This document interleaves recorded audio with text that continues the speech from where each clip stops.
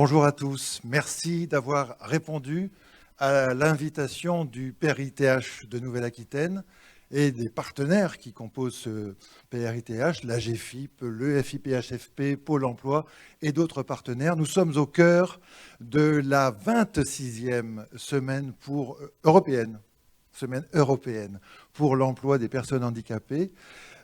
Ici à Bordeaux, au chantier de la Garonne, une matinée de clôture de cette semaine qui se poursuit jusqu'à dimanche, mais symboliquement on va terminer ensemble avec deux événements exceptionnels. D'abord la projection d'un film auxiliaire de Lucas Bacle et la présence avec nous d'un philosophe qui se propose de parler avec nous et d'aborder avec nous la question du travail et du handicap d'un point de vue philosophique. Alors c'est chantier, ciné, philo. Voilà le programme de cette matinée. Merci à vous qui êtes avec nous sur le live en direct de la chaîne numérique du PRITH de Nouvelle-Aquitaine. Cette émission sera bien sûr disponible en replay dans les jours qui viennent.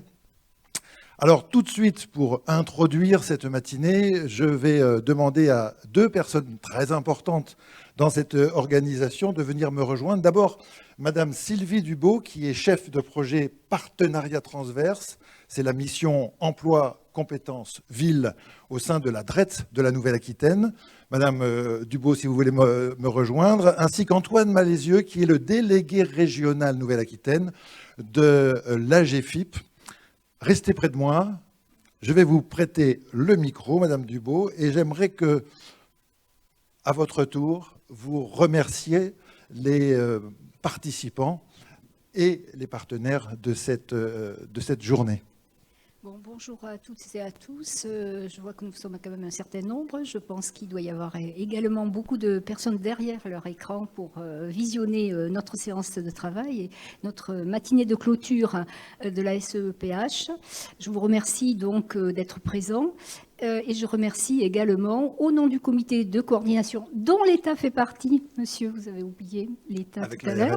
Également. Voilà, avec l'ARS. Donc je tenais à remercier l'ensemble des participants qui ont mis en œuvre, qui ont organisé les actions sur les territoires de la Nouvelle-Aquitaine. Ainsi, plus de 200 actions ont été organisées. Et plus de 2550 duos se sont concrétisés dans le cadre du Duo Day. Donc c'est quand même très bien. Voilà, et on augmente sensiblement nos performances d'année en année. Je voulais également, comme l'a dit M. Narflex, indiquer que cette séance de clôture de la semaine pour l'année 2022 porterait donc sur un chantier cinéphilo qui a pour objet d'apporter un nouveau regard sur le handicap artistique et philosophique et centré sur lui-même. Voilà, donc je vous souhaite une bonne matinée. Merci infiniment. Je vais récupérer votre micro. Antoine Malézieux. Oui, bonjour. Vous êtes le délégué régional de l'AGFIP pour la Nouvelle-Aquitaine. On connaît bien maintenant, 26 ans après la première semaine européenne pour l'emploi des personnes handicapées, l'action de l'AGFIP sur le terrain. Et on va découvrir dans le film tout à l'heure que l'AGFIP devient aussi partenaire de la production d'un film. Qu'est-ce qui s'est passé? Est-ce qu'il y a un changement de paradigme au sein de l'AGFIP? Non. C'est très simple. Il y avait la volonté, comme chaque année, à la fois d'ouvrir ou de clôturer la semaine européenne pour l'emploi des personnes handicapées.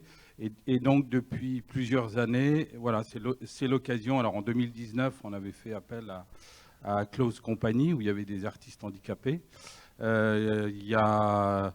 L'année d'après, c'était Guillaume Batz, un humoriste. L'année dernière, c'était d'ailleurs avec vous au Café Joyeux. Et puis, voilà, c'était l'occasion aussi de trouver un sujet qui nous situait sur un prisme plus large que l'insertion professionnelle des personnes en situation de handicap. Et donc, prendre un peu de hauteur, c'est un moment aussi d'interpellation pour nous amener peut-être à nous interroger chacun dans notre mission, dans notre activité et puis dans notre relation au handicap. Est-ce que vous savez que l'intervention de la GFIP dans la production de ce film a été déterminante? Il n'aurait pas existé sans vous. Bah écoutez, alors c'est une bonne nouvelle que j'apprends, mais c'est vrai que quand on avait échangé, ça remonte maintenant, je crois que c'était en septembre 2020, enfin ça remonte un certain temps. J'avais été à la fois séduit par la présentation du projet, qui était à la fois très, très clair, bien ficelé. Et puis il y avait d'autres partenaires financiers, je pense notamment à l'université ou à la région, voilà, qui étaient aussi garants de la démarche qui était engagée par l'équipe du film. Alors ce que je vous propose, c'est tout de suite de voir ce film, ce moyen-métrage. Et ensuite, on aura l'occasion, si vous le souhaitez, de dialoguer ensemble, de donner votre avis, de faire part de votre appréciation, de votre émotion peut-être aussi, à l'issue de cette projection.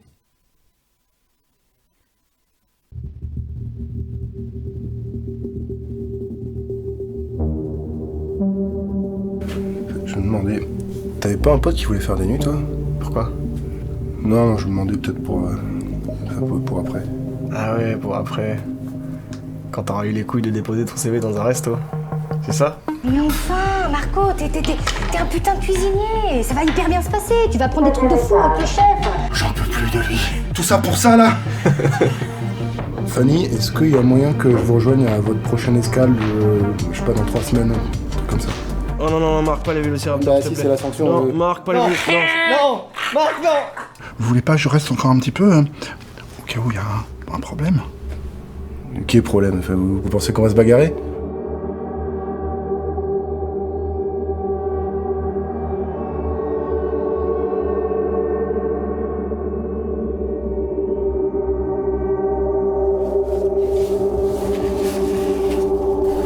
T'allais te barrer comme ça, quand même.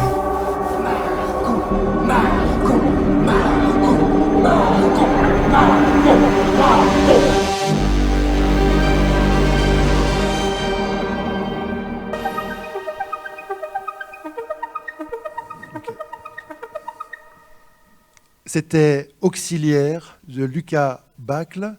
Vous l'avez suivi en intégralité si vous étiez avec nous. Et ici, bien sûr, sur le replay qui sera disponible sur le site du PIRTH, vous aurez que la bande-annonce. Donc vous avez bien fait d'être avec nous aujourd'hui. Et j'ai une surprise. Ils sont autour de moi. C'est l'équipe du film. Vous avez reconnu en particulier Étienne Coquuel, le tenant du rôle principal. J'ai à côté de moi Julia Aujar et Alexis Dovera, qui sont les deux producteurs du film. Et à côté de moi, Louis Millet, c'est lui qui a inspiré cette histoire à Lucas Bacle. Alors, juste un mot, c'est pas tellement abordé dans ce film, qui est un petit peu une fiction, mais quand même un peu votre histoire vraie. On ne parle pas de votre activité professionnelle. Est-ce que vous avez un métier? Et si tel est le cas, qu'est-ce que vous faites? Oui. Donc, je suis développeur web. Donc, je m'excuse pour ma voix qui est un peu partie depuis hier. C'est bon, on entend? Ah oui, d'accord. Oui, donc je suis développeur web. Je travaille, je ne sais pas si on a le droit de dire le nom, mais chez Mano, un site de vente en ligne. Voilà. Et donc ça fait 7 ans que je suis développeur web. Alors, ce que je voudrais vous dire, c'est que moi, je peux leur poser des questions, mais vous pouvez également le faire aussi, si vous avez envie de dialoguer avec l'équipe, si vous avez envie de faire part de votre émotion, de votre satisfaction de voir ce film aboutir aujourd'hui avec nous. Je suis à votre disposition, je vais pouvoir relayer, éventuellement même passer un micro dans la salle si vous le souhaitez. Louis, vous avez découvert ce film aujourd'hui, là, ce matin, avec nous. Ça fait pleurer un peu? Alors, bon, je connaissais un peu le scénario d'avance, donc j'ai pas été surpris en soi de voir les scènes fortes, on va dire.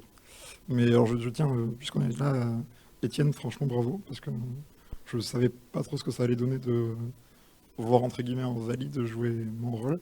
Et franchement, je suis impressionné. Donc, bravo. Et voilà, je suis très heureux de voir ce projet qui se concrétise aujourd'hui, parce que ça fait... Moi, j'ai eu le premier scénario en mars 2020, je crois. Bon, ça fait plus de 2 ans, voilà. Non, donc, voilà, je ne suis que très content de voir ça aujourd'hui. Donc bravo à tous. Alors, justement, Louis nous le suggère, Étienne Coquel, vous avez interprété le rôle d'une personne marquée par un handicap. C'est difficile pour un acteur de ne pas bouger. Oui. Oui, c'est difficile de pas bouger.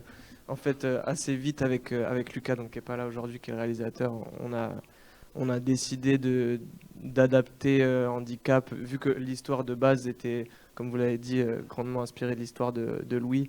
On a décidé assez vite de pas prendre exactement le même handicap que Louis a, parce que j'ai un corps plus valide, et du coup on pensait que c'était un peu...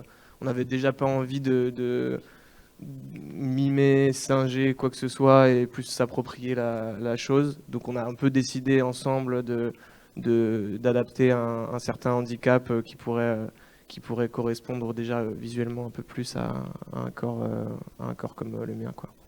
Alors, je m'adresse maintenant à la fois à Julia et à Alexis. Vous êtes les coproducteurs de ce film. Est-ce que je dois dire que c'est un moyen métrage? Est-ce que c'est un court métrage? C'est pas un film d'1 heure et demie comme on a l'habitude de les voir au cinéma ou à la télévision ou sur les plateformes. De quoi s'agit-il? Pour vous, c'est un outil de promotion du métier d'auxiliaire? Ça marche? Alors déjà, pour répondre à la première question, c'est un court métrage.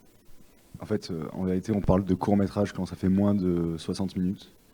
Donc moyen métrage, ça n'existe pas en termes de technicité. Mais on peut parler de moyen métrage à partir, peut-être si ça dépasse la demi-heure, mais là ça fait 24 minutes. Donc c'est un court métrage, voilà, c'est classique, un peu long pour un court métrage, mais c'est un court métrage. Première question. La deuxième question, c'est quel va être le destin de ce film? Est-ce que vous allez vous en servir comme un outil de promotion, par exemple, du métier d'auxiliaire? Parce que là, il y a quand même des choses fortes. Alors, déjà, pas nécessairement. En réalité, je vais raconter l'histoire. On a fait ce film parce qu'il s'avère que moi-même, du coup, il y a 7 ans, ça, Louis, j'étais auxiliaire de vie. Et l'acteur principal, Laurent Target, l'a été après moi. Et Lucas Bach l'a été en même temps, ils étaient ensemble. Et un jour, on s'est dit, mais voilà, on faisait ça, c'est un métier de nuit, donc la journée, on travaillait pour nos passions respectives. Donc moi, producteur, lui, acteur principal, l'autre réalisateur. Et un jour, on s'est retrouvés... on s'est dit, mais c'est marrant, si maintenant on arrive à vivre de nos métiers, ce serait bien de rendre hommage cinématographiquement avec notre métier, du métier qui nous a permis d'arriver à ce métier-là. Et du coup, très vite, on a écrit une première passe de scénario. Et voilà. Du coup, est-ce qu'on veut en faire une promo du métier d'auxiliaire de vie? Non, on veut juste rendre hommage à ce que nous, on a vécu. Est-ce que c'est pas finalement encore plus beau? Il n'y avait pas de destinée, enfin, c'est pas un film de commande. Hein, d'ailleurs, je remercie nos partenaires financiers qui l'ont pas vu comme ça, qui l'ont vu juste comme un mécénat d'une certaine manière. Voilà. Donc non, l'objet maintenant c'est juste de faire du cinéma et de continuer dans des thématiques proches de la comédie et du social aussi, pourquoi pas, mais vous voyez, toujours avec quelque chose d'un peu ésotérique. C'est pas vraiment, on traite pas directement de social, on traite pas, enfin voilà, c'est avec notre style, avec notre patte, quoi. Voilà. Je sais pas si j'ai répondu aux questions. Julia, prenez le micro et répondez à la deuxième partie de la question. Quel est le destin d'un film comme ça? On va le voir où? Vous allez le présenter dans quelles circonstances? Alors, vous êtes là, vous l'accompagnez dans sa naissance, enfin dans sa naissance auprès du public. Oui, bien sûr. Nous, on a plusieurs objectifs avec ce film. Déjà, c'est un film qui est voué à être diffusé à la télévision, parce qu'on a des partenaires TV7 Bordeaux et une chaîne nationale aussi qui est intéressée pour le diffuser prochainement dans l'année 2023. Après, forcément, un court-métrage, on l'envoie dans des festivals, on espère qu'il va gagner des prix, et c'est plutôt à ça qu'est voué un court-métrage, à tourner en festival. Nous, après, comme le disait Monsieur Malezieux, on a des soutiens sur la ville de Bordeaux qui sont les universités, le Crous, et en fait, ces soutiens-là... je fais un parallèle avec le film, mais c'est un film qui parle de vocation, et nous... auprès de ses partenaires, auprès de ces jeunes, on a envie d'aller diffuser le film dans les universités et pourquoi pas justement aborder cette question de la vocation d'auxiliaire de vie, mais aussi de parler de tout ce processus de cinéma autour du film. Moi, par exemple, je suis arrivée sur le projet en 2021 et j'ai trouvé ma vocation avec Auxiliaire. Donc en fait, on se rejoint un peu tous autour de ça Et je pense qu'il faut vraiment qu'on en parle. Et voilà, donc il est voué à être diffusé auprès d'un large public. Alors je me retourne vers la salle. Est-ce qu'il y a parmi vous des gens qui ont envie de poser des questions à Louis, à l'équipe, votre curiosité, ou ne serait-ce que votre appréciation de ce travail?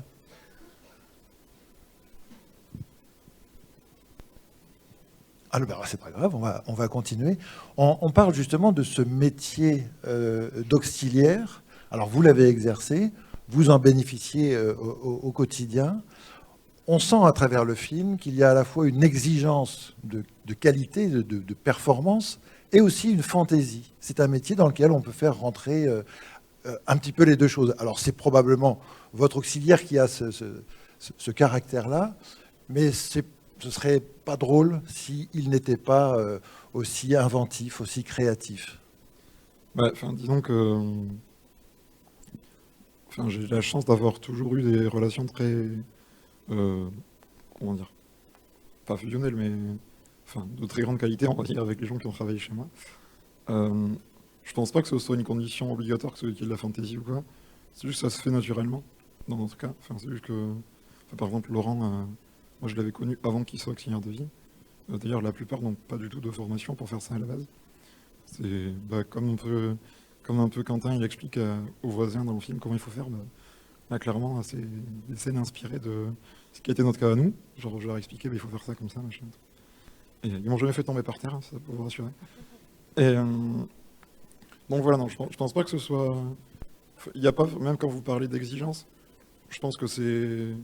justement, moi, comme je privilégie beaucoup le contact humain de base, je suis prêt à passer sur certaines bêtises, on va dire, faites au début, parce que, voilà, ils ont tous leur personnalité, tous leurs grandes qualités et leurs petits défauts, et on compose avec ça.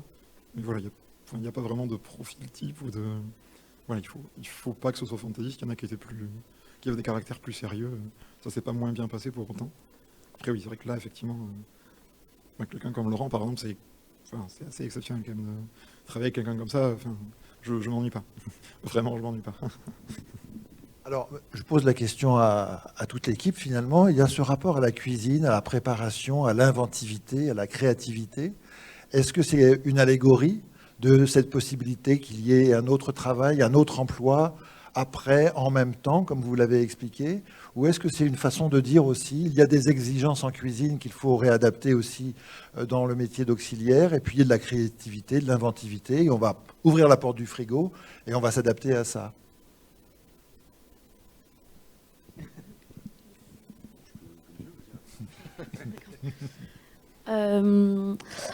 C'est sûr que on parlait d'allégorie. C'est vrai que cette histoire de cuisine, c'est un peu une allégorie de ce qui s'est passé avec Alexis, Lucas et Laurent, qui ont toujours eu des rêves de cinéma. Et pour le coup, en fait, c'est un peu cette allégorie-là de profiter du métier d'auxiliaire de vie pour se permettre de croire en ses rêves et d'y aboutir. Donc, en fait, c'est ça qui est beau aussi avec ce film, c'est que c'est un peu l'histoire de leur vie, et en même temps, c'est le produit fini. Donc, je trouve que c'est assez intéressant avec ce film. Vous voulez ajouter quelque chose? Non, moi, ce que j'aurais aimé ajouter, c'est... Alors, je rebondis sur votre question précédente. Vous disiez, quelle est la destinée du film? Y a-t-il quelque chose de promotionnel derrière? Alors non, pas dans l'intention, mais en fait, finalement, dans le résultat, oui, je pense, parce que c'est un métier quand même qui, pour moi, s'adapte en complément à beaucoup de métiers artistiques. On peut être étudiant, par exemple, et faire ce métier aussi à côté. Et je trouve ça, moi, de mon point de vue, et je pense que c'est ce qu'on essaie de faire transparaître dans le film, c'est extrêmement enrichissant à plein d'égards, quoi. Humainement, déjà, c'est extrêmement enrichissant, ça permet aussi, ça s'adapte assez bien parce que c'est des métiers de nuit, donc on peut continuer à avoir une activité de jour. Donc en fait, ça coche bien des cases et ça fait sens comme métier. Donc je pense que le film montre aussi que ça peut pas, voilà. En l'occurrence dans le film, c'est pas une vocation éternelle, mais ça a duré quand même, ça fait 5 ans, je crois qu'ils travaillent ensemble, donc ça fait quand même de longues périodes et ça peut vraiment être une vraie porte d'entrée à une nouvelle vie. Donc voilà, Selon vous, c'est un métier qu'on va exercer un temps, Et c'est une passerelle vers autre chose, ou éventuellement, est-ce qu'on peut imaginer un auxiliaire qui a cette vocation, qui a envie de se placer aux côtés, au service d'une personne en situation de handicap? Moi, je pense qu'il peut y avoir un peu de tout. Enfin, je pense que là, pour l'instant, on est des personnes assez jeunes, on va dire, et avec des projets changeants. Donc, je pense que c'est plus compliqué d'imaginer des relations sur le très long terme, parce que voilà, moi, je suis parfaitement conscient et je vais en paix avec ça que je suis un peu un métier, on va dire, qui leur permet de mettre un peu d'argent de côté et tout pour bosser sur d'autres projets. Et je trouve ça parfaitement sain, d'ailleurs. Donc, après, peut-être dans un stade futur de ma vie, avec des situations familiales un peu plus rangées, on va dire. Enfin, je sais que par exemple, il y avait un influenceur qui est décédé malheureusement maintenant, qui s'appelait Philou Sport sur Twitter, c'était une personne qui était handicapée, pareil. Et lui, en fait, il vivait dans une maison avec un couple d'amis qui s'occupait de lui, quoi. Lui, pour le coup, c'était... il était intégré dans leur quotidien, un peu comme un troisième enfant, quelque part. Et donc voilà, il peut y avoir ce type de choses qui se mettent en place, mais vraiment, moi, je trouve que ça part sur des rencontres de vie, quoi. C'est ça que j'aime bien aussi, d'ailleurs, c'est qu'on ne sait pas vraiment sur quoi on peut... comment ça va évoluer, en fait. Des fois, il y a des gens qui sont restés que quelques mois chez moi, et d'autres comme Alexis qui sont restés plusieurs années. Donc, je pense que tout est possible tant que chacun y trouve son compte. Il n'y a pas de limite, je pense. Justement, à travers le déroulé du film, on sent qu'il y a quand même une incertitude. À un moment, il pourrait partir sur le bateau, il pourrait ne plus avoir envie. Et vous êtes, vous, dans cette incertitude, finalement. Chaque jour, il faut peut-être prévoir un plan B. Alors, chaque jour, peut-être pas. Parce que bon, comme ce sont globalement des personnes fréquentables, ils préviennent à l'avance quand même. Mais oui, effectivement, c'est un peu le côté compliqué à gérer, qui est comme en plus je privilégie moi, de l'emploi direct sans passer forcément par des associations, des structures, parce que c'est ce qui me permet aussi... j'ai eu une liberté grâce à ça que je pense j'aurais difficilement pu avoir autrement. Rentrer bourré à 4h du mat sur des bases régulières pendant mes études, c'était quand même un luxe que j'ai apprécié. Donc voilà, et ça c'est des choses que... Après, eux avaient le droit de faire pareil, c'est pas la question. Mais bon, voilà. Donc effectivement, le côté obscur de ça, c'est que oui, il faut savoir qu'un jour ça peut s'arrêter et qu'il faut trouver d'autres personnes. C'est ce qu'on fait régulièrement d'ailleurs. Pas plus tard qu'il y a 2 mois. J'avais quelqu'un qui travaillait pendant 6 ans avec moi et qui a arrêté. Et voilà, on a fini par trouver quelqu'un. Jusqu'à présent, j'ai toujours trouvé des gens pour faire ça. Donc ça fait plus de 10 ans que je suis sur Bordeaux et que j'emploie des gens à domicile. Donc le temps qui passe me donne une certaine confiance quand même dans le fait qu'on peut trouver des gens pour travailler. J'ai quand même la chance d'avoir aussi mes parents qui sont toujours présents et pas très loin de Bordeaux. Donc si jamais il y a des gros soucis, des gros imprévus, ils peuvent toujours venir donner un coup de main. Mais voilà, effectivement, oui, il y a toujours cette incertitude. Et ce fait de savoir que c'est quelque part un temps qui est compté. Mais c'est aussi ça que je pense qui fait que c'est d'autant plus agréable et puissant, c'est que faut pas prendre la personne pour un acquis. Et ça peut être mon cas aussi d'ailleurs. Rien ne dit que je vais rester à Bordeaux tout le temps, je vais peut-être changer de ville. Voilà, donc c'est du temps défini, on ne sait pas trop quand, comment. Mais voilà, c'est une allégorie de la vie finalement. En effet. Alors je me retourne vers l'équipe du film. Produire un film comme celui-ci, on est aussi dans un certain nombre d'incertitudes. Les financeurs ne se précipitent pas, c'est peut-être le moins qu'on puisse dire. Comment est-ce qu'on arrive à promouvoir un tel projet artistique? Il faut donner une perspective, il faut donner, comme vous l'avez fait, des repères de diffusion, ça va passer à la télé, ce qui est une étape importante. Comment ça se vend? Alors bon, il n'y a pas de recette miracle. Ce qui est sûr, c'est que c'est très compliqué. L'économie du court-métrage aujourd'hui, elle est pas du tout rentable. D'ailleurs, sur ce film, ce film est sur un modèle quasi bénévole, c'est-à-dire que les gens ont été défrayés, pas pu être rémunérés. Donc, grâce à nos généreux financeurs, on a réussi à faire le film, c'est déjà une chose, mais alors de là à payer les gens, ça multiplie déjà par 2 le budget, c'est quasi impossible. Et aujourd'hui, pour qu'on soit clair, parce que vous me l'avez dit tout à l'heure, est-ce qu'on peut donner une idée du budget pour voir où on se situe? Oui, je peux. Donc ce film, c'est 9 jours de tournage à peu près. 8 jours 8 jours de tournage et 50 000 €, avec une équipe de 50 personnes. Ouais. Donc ça fait beaucoup de monde. Et c'est, voilà, vous imaginez, il a fallu reconstruire un appartement en entier, voilà, louer le matériel. Il y avait, bon, tout ça fait qu'à la fin, on a donné, je crois qu'on a payé 500 € brut chaque personne. Enfin, on a fait un tarif, un salaire unique à tout le monde, du stagiaire jusqu'au réalisateur. Tout le monde était payé pareil. Voilà, ça a permis au moins d'avoir un salaire symbolique, mais bon, 500 € brut pour 8 jours de travail, non, c'est 10 fois en dessous de la convention. Donc aujourd'hui, le cinéma, c'est très très cher, très très difficile à financer, et le court-métrage d'autant plus parce qu'il n'y a strictement aucune retombée, enfin quasi aucune retombée pour les financeurs, pour les producteurs, pour tout le monde. Voilà. C'est vraiment que de la visibilité, et c'est vraiment une passerelle vers, a priori, le long-métrage ou la série. Enfin, on ne peut pas faire une économie, on peut pas se prospérer sur le court-métrage, c'est impossible. Donc à ce titre-là, c'est difficile, mais alors justement, la thématique du handicap, qui était en plus personnelle, sur ce film, a été plus quelque chose qui nous a boosté, qui nous a aidé à aller chercher des financements. Donc voilà, le problème, c'est pas le sujet, c'est l'exercice plus du court-métrage qui est compliqué à financer. D'accord. Le personnage que vous incarnez, vous l'avez rencontré un peu, il est là. Si j'ai bien compris, vous vous êtes vu 1 ou 2 fois. Est-ce que vous avez beaucoup parlé? Est-ce que vous avez échangé? Est-ce que vous vous êtes donné des trucs? Vous avez dit, bon, il ne s'agit pas de singer, de faire une sorte de mime. Ça se passe beaucoup dans la tête, ça se passe beaucoup dans l'appréciation de l'autre. Un énorme travail sur les yeux aussi. J'ai vu que vous le faites également, ce gros travail sur les yeux. Vous avez une façon de regarder. C'est un apprentissage pour vous? Ça a été un apprentissage aussi? Oui, alors avec Louis, on s'était rencontrés, on s'est vu peut-être 2 ou 3 fois avant le tournage. On avait mangé ensemble, on s'était rencontrés avec Laurent, donc le comédien principal, et Alexis.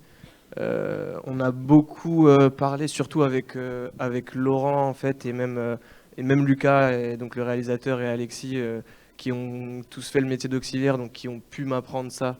C'est-à-dire comment aussi gérer certains gestes, comment apprécier telle ou telle approche. Donc ça, c'était parce que moi, c'est un métier que je connaissais pas du tout pour le coup. J'ai jamais fait auxiliaire, et même je connaissais pas du tout ce métier. Mais oui, le travail autour des yeux et tout, c'est assez juste parce que en fait, c'est une grande chance de pouvoir jouer un rôle comme ça, parce que c'est très très différent des rôles habituels où on utilise beaucoup le corps, même par exemple dans le théâtre et tout, c'est beaucoup ça. Là, vraiment se concentrer sur des mouvements très très serrés, sur des regards, ça limite beaucoup, ça rajoute beaucoup de contraintes, mais du coup la contrainte permet de la liberté aussi, et donc on voit autre chose, on découvre autre chose, et puis moi je trouve ça super intéressant dès qu'on peut découvrir quelque chose de nouveau, que ce soit avec quelqu'un qu'on va rencontrer, dans un rôle qu'on va interpréter.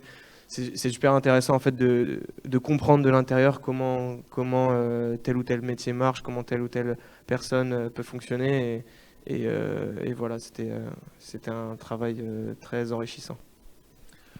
Alors, très bien, je m'adresse à la salle. Je vois qu'il y a peut-être une question qui s'adresse à qui? Alors oui, quelques questions issues des réseaux sociaux. Tout d'abord, une question pour Louis, pour savoir comment est-ce qu'il a accueilli ce film, qu'est-ce qu'il a ressenti justement par rapport à la création de ce court-métrage. Bah, déjà, d'inspirer un film, c'est un honneur assez fort quand même. Voilà, quand on en a parlé au début, j'étais très touché, et je suis encore plus de voir maintenant la sortie. Après, voilà, ça a été un exercice assez marrant pour moi, parce que du coup, j'étais invité à donner mon avis sur les scénarios préliminaires et tout.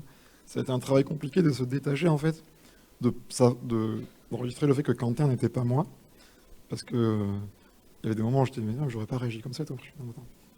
C'est significant. Mon quotidien est chiant, donc non. Donc c'est normal. Mais voilà, franchement, c'est vraiment très très positif de mon côté. Vraiment, il n'y a que du bonheur d'avoir ça. Merci. Et alors, deuxième question, nous avions également une question pour Étienne. Combien de temps cela a mis pour se préparer pour ce rôle? Alors en fait, je vais pas être très précis, désolé, parce que c'est un peu flou, mais on a fait 2 semaines en gros de répétition avec Laurent et Lucas. Et moi, c'était décidé que je joue ce rôle peut-être 1 mois et demi, 2 mois avant le tournage, quelque chose comme ça. 2 mois, ouais.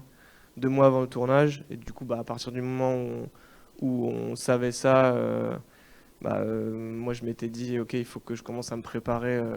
Mais notamment en fait parce qu'on avait un gros questionnement sur le corps, notamment parce qu'il y a une scène de nu dans la salle de bain et que c'était assez compliqué parce qu'avec Lucas, on se disait, mais comment on va faire à l'image pour que ça soit crédible, que j'ai un corps qui soit pas valide.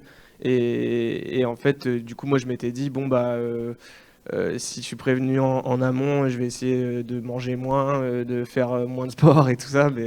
Mais 2 mois avant, c'est compliqué d'avoir un changement drastique dans le corps. Même si je mangeais plus rien, je pense que ça l'aurait moyen fait. Et en fait, on n'a pas très bien vu, mais c'est étonnant. Moi, c'était la première fois que je le voyais aussi. Et sur la scène de salle de bain, en fait, il y a des effets spéciaux sur mon corps qui atrophient un peu les bras, qui atrophient un peu les muscles. Et voilà, donc la préparation, ouais, c'est ça, 2 mois avant, et après 2 semaines de répétition, à peu près, avec Laurent et Lucas. Et alors, juste une dernière question, est-ce que vous seriez prêt à faire d'autres films sur la thématique du handicap? Alors en fait, j'en ai fait un autre sur un autre handicap où je jouais un sourd. Donc c'était un film un peu clippé, un court-métrage aussi, et où je jouais un sourd. Donc pareil, j'ai dû apprendre une autre gestion du handicap, donc c'était la langue des signes. On avait une intervenante en langue des signes qui venait, qui nous apprenait, donc j'ai dû apprendre un peu cette langue.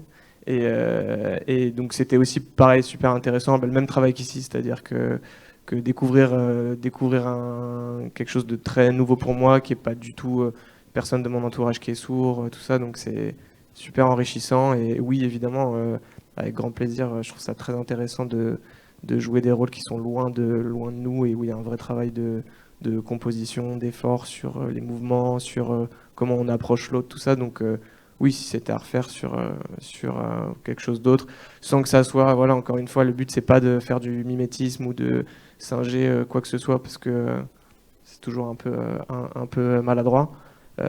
Mais avec grand plaisir, ouais, c'est quelque chose que j'aime beaucoup. Merci.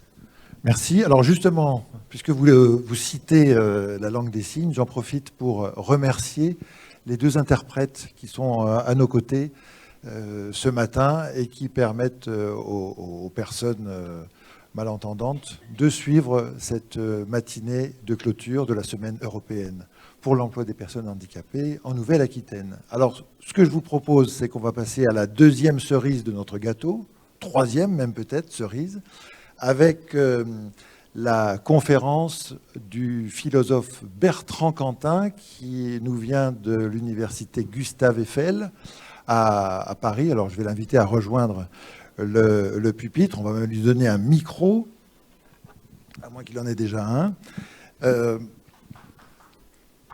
Voilà, ce qui serait bien, c'est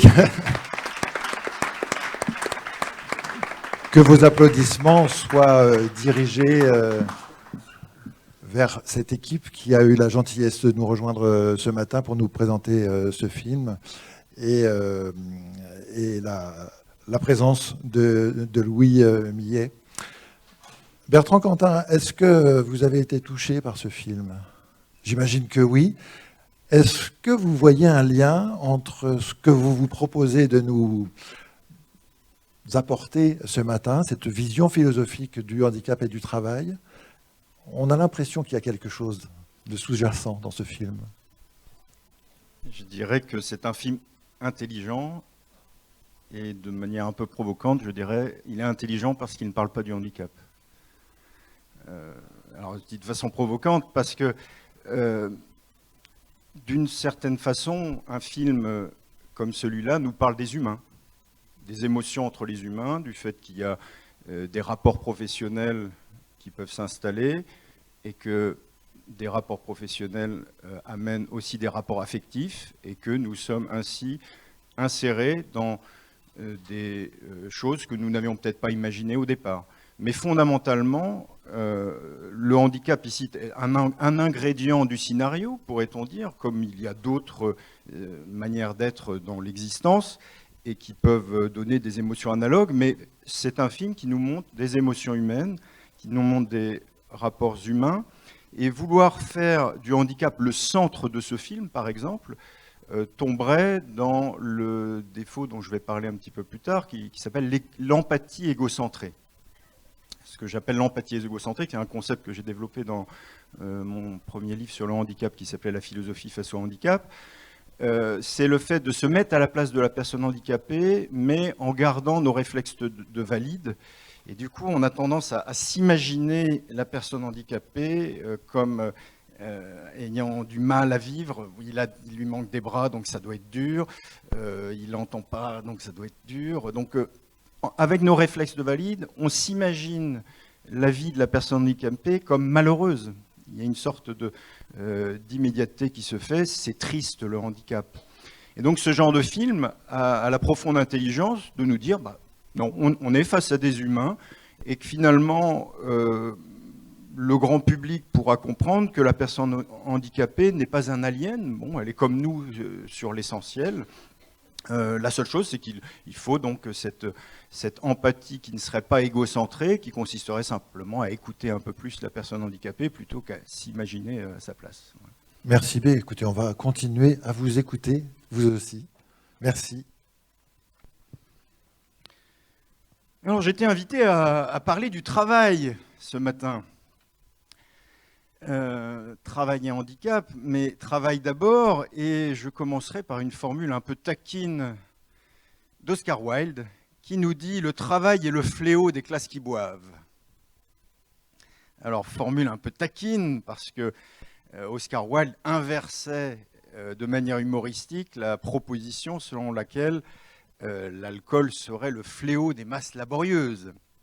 Mais Oscar Wilde voulait par là, avec sa pose aristocratique, nous conforter dans l'idée que le travail est un asservissement. Et bon, ce matin, nous allons insister plutôt sur les vertus épanouissantes du travail, qui est le message de cette semaine pour l'emploi des personnes handicapées. Il nous faut cependant prendre acte de notre ambivalence face au travail, puisque quand on n'en a pas, c'est la chose la plus précieuse au monde pour être inclus dans le monde des hommes, et quand on en a un, on s'en plaint comme de la grippe espagnole. Philosophiquement, nous ne pouvons pas passer outre la question liminaire, pourquoi l'homme travaille-t-il ? Pourquoi l'homme travaille-t-il ? Parce qu'il lui faut assurer des besoins dont l'assouvissement ne s'obtient pas sans peine. Ce sont nos besoins naturels qui appelleraient à la recherche de leur assouvissement. Pour cela, nous allons produire des biens de consommation. La sphère du travail reste donc, ou relève plutôt de la sphère de la nécessité, la sphère de la dépendance aux besoins naturels. Même si empiriquement certains hommes ne travaillent pas, le travail reste universellement une nécessité. Mais les hommes ne vivent pas de regard scientifique sur le monde, ils vivent de sens, ils veulent du sens, d'où les religions et les mythes qui vont ménager pour l'homme un sens. Et par rapport au travail, notre culture est nourrie, en particulier par le judéo-christianisme. Dans la Bible, nous sont ainsi évoqués la raison et le statut du travail pour l'humain. Et donc je commencerai dans une première partie sur donc, le travail pour l'homme, entre malédiction et épanouissement. L'interprétation mythique du fait du travail, c'est bien d'être une malédiction. Alors je vous lis le texte de la Genèse, quand Adam et Ève sont convaincus d'avoir entourloupé Dieu, et il va leur arriver quelque chose. À l'homme, il dit, donc Dieu dit à l'homme, « Parce que tu as écouté la voix de la femme, et que tu as mangé de l'arbre dont je t'avais interdit de manger, maudit soit le sol à cause de toi. À force de peine, tu en tireras subsistance tous les jours de ta vie. Il produira pour toi épines et chardons, et tu mangeras l'herbe des champs. À la sueur de ton visage, tu mangeras ton pain. Donc à l'homme, il dit, ça veut dire à chacun son dû. La femme a aussi ses peines, et à l'homme, ça sera par rapport au travail. Parce que tu as écouté la voix de ta femme, il ne faut pas toujours écouter la voix de sa femme, et que tu as mangé de l'arbre dont je t'avais interdit de manger. Donc conséquence nécessaire, maudit soit le sol à cause de toi. Notons bien que ce n'est pas l'homme qui est maudit, c'est le sol qui est maudit. Ce sol qui, dans le jardin d'Éden, produisait avec une grande fécondité. Adam avait à cultiver et garder le jardin, et tout poussait donc sans problème. Adam est chassé du jardin d'Éden. À force de peine, tu en tireras subsistance tous les jours de ta vie. Il produira pour toi épines et chardons, et tu mangeras l'herbe des champs. À la sueur de ton visage, tu mangeras ton pain. On a l'impression d'être à l'église, là. Je fais le... L'homme est condamné au travail. L'homme est le seul animal qui travaille.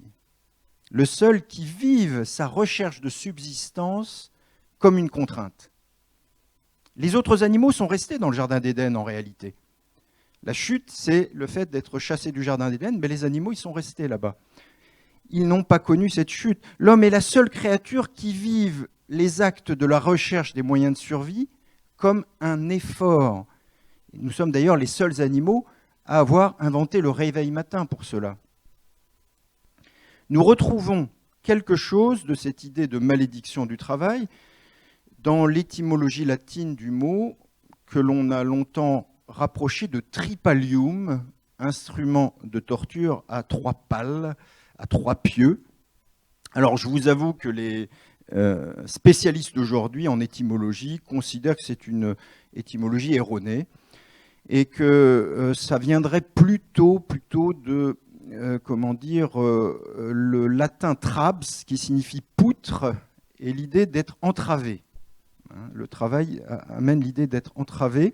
L'idée, c'est que la notion de souffrance et de travail qui apparaît au XIIe siècle exprimerait ce que ressent l'animal quand il est entravé. On utilise d'ailleurs le mot travail pour cet appareil qui fixe, pour l'appareillage qui fixe les animaux pour les soigner d'une blessure ou les ferrer, par exemple. Et puis, il y a un autre lien formel entre, et on le voit par rapport à l'anglais travel, travail, travel, voyager, qui donc met cette idée d'effort en lien avec l'idée d'obstacle à franchir.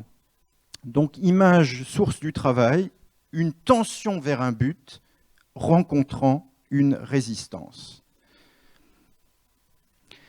Mais cette tradition qui fait du travail une malédiction, dans l'histoire des idées, a rencontré des auteurs qui ont essayé d'infléchir cette visée conceptuelle. Et le travail va être pensé également comme ce qui nous humanise. C'est un philosophe qui s'appelle Hegel qui va beaucoup insister sur cela. L'humain se caractérise par sa capacité à inverser en liberté ce qui lui est échu par destin. Hegel, philosophe allemand, donc, qui a inventé dans la phénoménologie de l'esprit en 1807 un récit symbolique qui nous fait comprendre les étonnants renversements de situation entre la situation de liberté et la situation de servitude. Ce récit est appelé la dialectique du maître et de l'esclave. Dialectique signifiant qu'il va y avoir des renversements inattendus de position. Tout commence au sein de la violence et de la nécessité, dans cette situation de la chute où nous laisse la Bible. Il nous faut produire de quoi assouvir nos besoins naturels. Mais Hegel voit cela comme un duel où 2 êtres vont dans un premier temps vouloir forcer l'autre à travailler pour soi. Ce duel pourrait s'arrêter net avec la mort des deux combattants fratricides, mais Hegel imagine qu'une inégalité se glisse entre les deux protagonistes. L'un des deux préfère aller jusqu'à risquer la mort plutôt que de céder au pouvoir de l'autre, alors que l'autre préfère rester en vie coûte que coûte. Mais rester en vie coûte que coûte signifie devenir l'esclave de celui qui devient alors maître. Nous sommes dans la première partie de la dialectique du maître et de l'esclave. Première partie où le maître semble encore être la figure de la liberté. Il a compris par son courage, ou plutôt il a conquis par son courage, la possibilité de ne pas avoir à travailler. Quelqu'un travaille à sa place. C'était typiquement la figure de l'esclave antique qui libérait le temps du loisir pour le citoyen libre. Mais Hegel n'en reste pas là. Il y a dialectique. Les choses vont s'inverser. Le maître croit avoir conquis définitivement le fait de ne pas reconnaître l'autre homme qui est son esclave. Mais sans reconnaissance de l'autre, on tourne vite en rond. Je risque fort de passer ma vie seul sans être moi-même reconnu. D'autant que l'esclave qui travaille commence à apprendre. Il n'apprend pas du maître qui a refusé la réciprocité des consciences, mais il apprend de sa confrontation solitaire à la nature dont il faut extraire l'assouvissement de nos besoins. Il apprend à dominer ses appétits immédiats pour travailler. Le travail, et beaucoup de jeunes d'aujourd'hui semblent avoir du mal avec cela, implique un temps un peu ingrat où l'on se dompte soi-même, mais tout en le faisant, on apprend beaucoup sur soi et sur les choses. On apprend à conquérir sa propre place dans le monde, ce que ne fait pas le maître qui a voulu déléguer à quelqu'un d'autre tout ce qui relevait de la confrontation à la dureté de la nature, et qui de ce fait ne se discipline pas et perd ce que le travail de transformation apporte à l'homme, sa propre réalisation comme être d'esprit. Le travail discipline l'homme, le force à dépasser l'univers de la consommation immédiate, le spiritualise. Le travail est l'école de la volonté. Il la forge. Le maître n'est alors plus la vraie figure de la liberté parce qu'il est devenu dépendant de l'autre pour les choses les plus élémentaires. C'est à partir de la contrainte que l'esclave, en revanche, va devenir libre. C'est par la médiation du travail que l'homme devient lui-même. Et vous voyez ici se développer la deuxième partie de la dialectique du maître et de l'esclave qui produit une situation radicalement nouvelle, inattendue. Le message de cette dialectique est donc que la liberté n'est pas l'absence de contrainte. L'absence de contrainte, c'est le maître comme fils de famille, comme héritier, comme le gagnant du loto. Mais la liberté vraie n'est pas l'absence de contrainte, c'est le jeu sur les contraintes. Toute conquête passe par l'effort. C'est le travail qui va réaliser l'homme à travers les œuvres, qui manifeste l'esprit. Le produit du travail est l'œuvre du travailleur. C'est la réalisation de son projet, de son idée. C'est donc lui qui s'est réalisé dans et par ce produit, et il se contemple lui-même en contemplant un objet extérieur à lui. C'est moi qui l'ai fait. Ce n'est qu'après avoir produit un objet artificiel que l'homme est lui-même réellement et objectivement plus et autre chose qu'un être naturel. Et c'est seulement dans ce produit réel et objectif qu'il prend vraiment conscience de sa réalité humaine subjective. Alors je vous ai fait ici du Hegel, je dirais en Falck. Si je vous le fais en version originale, petit passage tiré de la phénoménologie de l'esprit de Hegel, où il nous parle donc de la dialectique du maître et de l'esclave, ça donne, c'est Hegel qui parle, dans le travail précisément où il semblait qu'elle était un sens étranger à soi, la conscience servile, par l'opération de se redécouvrir elle-même par elle-même, devient sens propre. Vous voyez, c'est plus costaud, hein, il faut du temps de digestion, mais les grands philosophes parfois ne parlent pas en Falck et ont malgré tout permis aux autres d'avancer sur le chemin de la pensée. Donc chapeau bas pour Hegel. Le travail nous apparaît donc comme le propre de l'homme, et même si la dialectique de l'esclave est un schéma qui a une puissance universelle, il peut particulièrement parler à la personne en situation de handicap, étant bien souvent en déficit crucial de reconnaissance. Ce duel dont Hegel nous parle, ce duel pour être reconnu, lui sera plus que familier. Le court-métrage que nous avons vu ce matin nous a placés aussi dans une situation de maître et esclave. Alors, les mots maître et esclave sont très forts, mais en réalité, c'est une situation de dissymétrie telle qu'il en existe dans la plupart des relations humaines. Et nous avons nos propres relations maître-esclave dans notre couple, avec un copain, avec un collègue, etc. Donc, très grande puissance du schéma, mais qui peut être particulièrement appliquée. Et de même, l'âpreté universelle du travail ne saura pas masquer son envers, qui est construction de soi, construction de son identité, dans l'apprentissage de compétences pour modeler la nature et construction de son identité parmi les autres.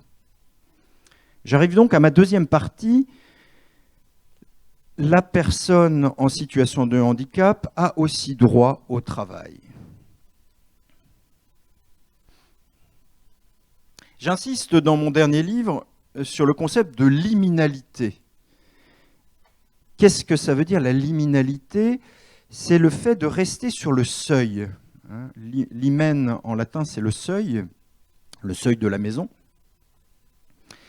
L'anthropologue américain Robert Murphy a développé le concept de liminalité en rendant compte du fait que la personne en situation de handicap est maintenue sur le seuil de la société.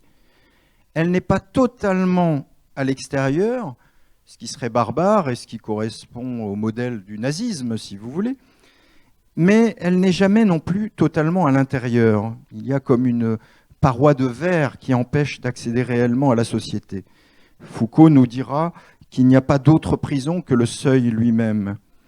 La personne en situation de handicap peut être enfermée dans un parcours qui ne lui donne jamais de vraie place. Dire les personnes handicapées sont sur le seuil, c'est dire qu'elles se trouvent dans les limbes sociaux, qu'elles sont maintenues en dehors du système social. Et je cite ici Robert Murphy, donc ce sociologue américain, « Les handicapés à long terme ne sont ni malades, ni en bonne santé, ni morts, ni pleinement vivants, ni en dehors de la société, ni tout à fait à l'intérieur. » Mais les représentations sont puissantes au sein d'une société pour maintenir la personne handicapée dans la liminalité. Et je suis tombé sur un exemple assez étonnant, qui pourrait sembler tout à fait étranger à notre sujet. Ce sont les conditions posées dans l'utilisation de son personnage par Edgar Rice Burroughs, la société qui gère les droits sur le personnage que vous connaissez, qui est Tarzan. Tarzan, ce héros de comics américain, donc créé par Edgar Rice Burroughs en 1912, on a tous des souvenirs en bande dessinée ou au cinéma, mais les droits du personnage sont possédés par cette société qui a rédigé une liste d'exigences très précises pour tout professionnel qui veut utiliser le personnage de Tarzan. Je vous cite. « Tarzan ne doit pas être représenté manquant de respect à Dieu, ses attributs et pouvoirs, insensible à la sainteté du mariage, de la religion ou du foyer, bafouant la loi ou l'ordre ou les institutions qui constituent l'American Way of Life. Il ne doit pas être insensible au bien-être des autres, en particulier des femmes et enfants. » Mais ce qui nous intéresse le plus, c'est qu'il est écrit « Tarzan doit apparaître fort, énergique, bien rasé, en très bonnes conditions physiques, ne pas être montré perdant la vie ou un membre ou souffrant d'un quelconque trouble physique ou mental. » En même temps, il est interdit de faire de Tarzan un héros égoïste, avide ou cruel, ou se moquant des déformations mentales ou physiques des autres. Alors cette liste contractuelle très précise, c'est un cahier des charges. Si vous utilisez le personnage de Tarzan, vous devez obéir à ce cahier des charges. Ça nous dit beaucoup des représentations puissantes qui peuvent œuvrer au sein d'une société. Alors, pour la petite histoire, il faut noter qu'Edgar Rice Burroughs a été diplômé de l'Académie militaire du Michigan en 1895 et qu'il a tenté d'entrer à l'Académie militaire de West Point, qui était le top du top à l'époque, et que finalement il s'est engagé comme simple soldat, puisqu'il n'a pas été accepté à West Point, qu'il a été réformé en 1897 à cause d'un problème cardiaque. Et donc, après des années de petits boulots, il va publier en 1912 Tarzan, Seigneur de la jungle. Et vous voyez comment un handicap de santé peut amener parfois à un regard plus ouvert sur les déficiences, mais il peut aussi parfois amener une revendication fantasmée de la surpuissance. Son héros de rêve, Tarzan, doit ainsi apparaître en très bonnes conditions physiques. Il ne doit pas se moquer des déformations mentales ou physiques des autres. Alors ça pourrait sembler positif. On se dit, ah ben c'est bien. Hein, il est quand même écrit dans le cahier des charges que Tarzan ne doit jamais se moquer des déformations mentales ou physiques des autres. Mais si l'on creuse plus avant, on se rend compte qu'il cautionne la situation que je viens d'évoquer comme liminalité des personnes en situation de handicap. Parce qu'il est interdit de montrer le héros Tarzan perdant la vie ou un membre ou souffrant d'un quelconque trouble physique ou mental. Donc il y a une tolérance, il faut avoir un regard compassionnel, surplombant par rapport au handicap, mais ne surtout pas le faire pénétrer dans le monde des valides. Tarzan ne doit pas être contaminé par le handicap. Alors ce personnage appartient à une société qui n'est plus tout à fait la nôtre. Hein. La bande dessinée américaine n'en est pas restée aux exigences des Rice Burroughs et de Tarzan, et elle a évolué pour pouvoir représenter ce qui a évolué au sein de la population. Et avec la montée de l'intérêt pour les disability studies, hein, les études scientifiques à l'université sur le handicap, on a vu aussi une flopée d'œuvres. On a vu apparaître des super-héros avec handicap.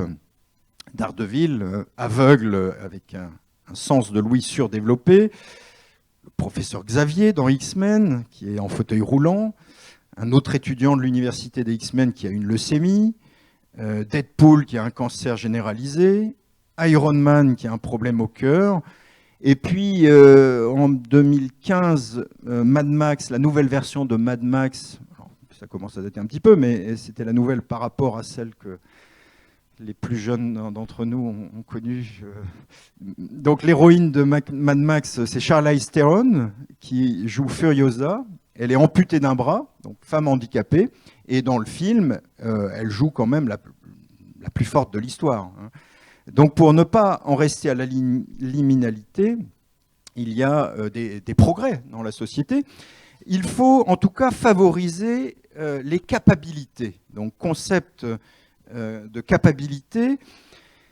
C'est dans un ouvrage en particulier intitulé « Repenser l'inégalité » que Amartya Sen, prix Nobel d'économie de 1998, Amartya Sen va inquiéter cette évidence de l'égalité libérale.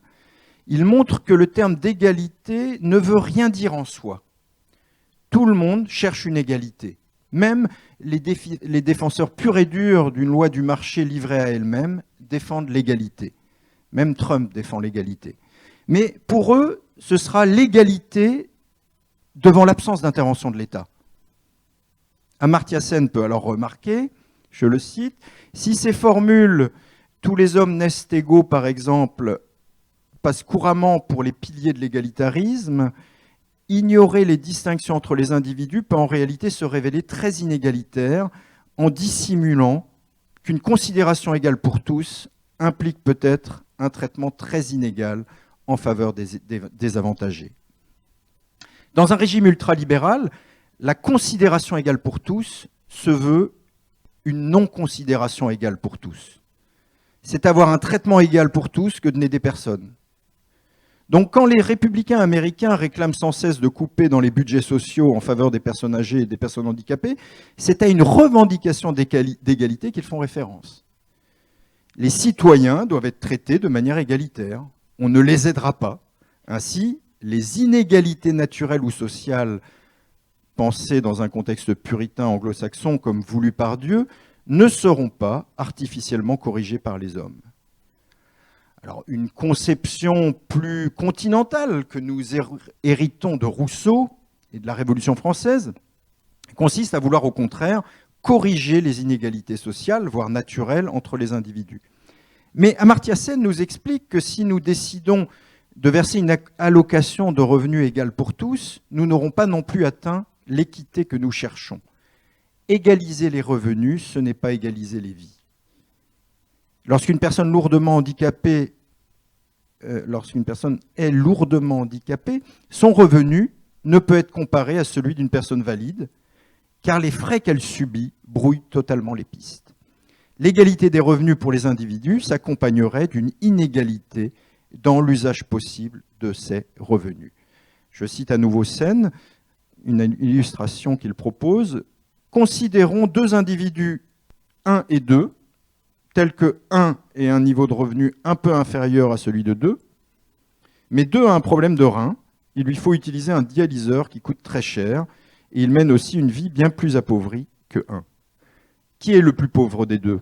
L'individu 1 parce que son revenu est plus faible, ou l'individu 2 parce que son ensemble capacité est plus limité? Alors on en arrive à ce concept de capacité.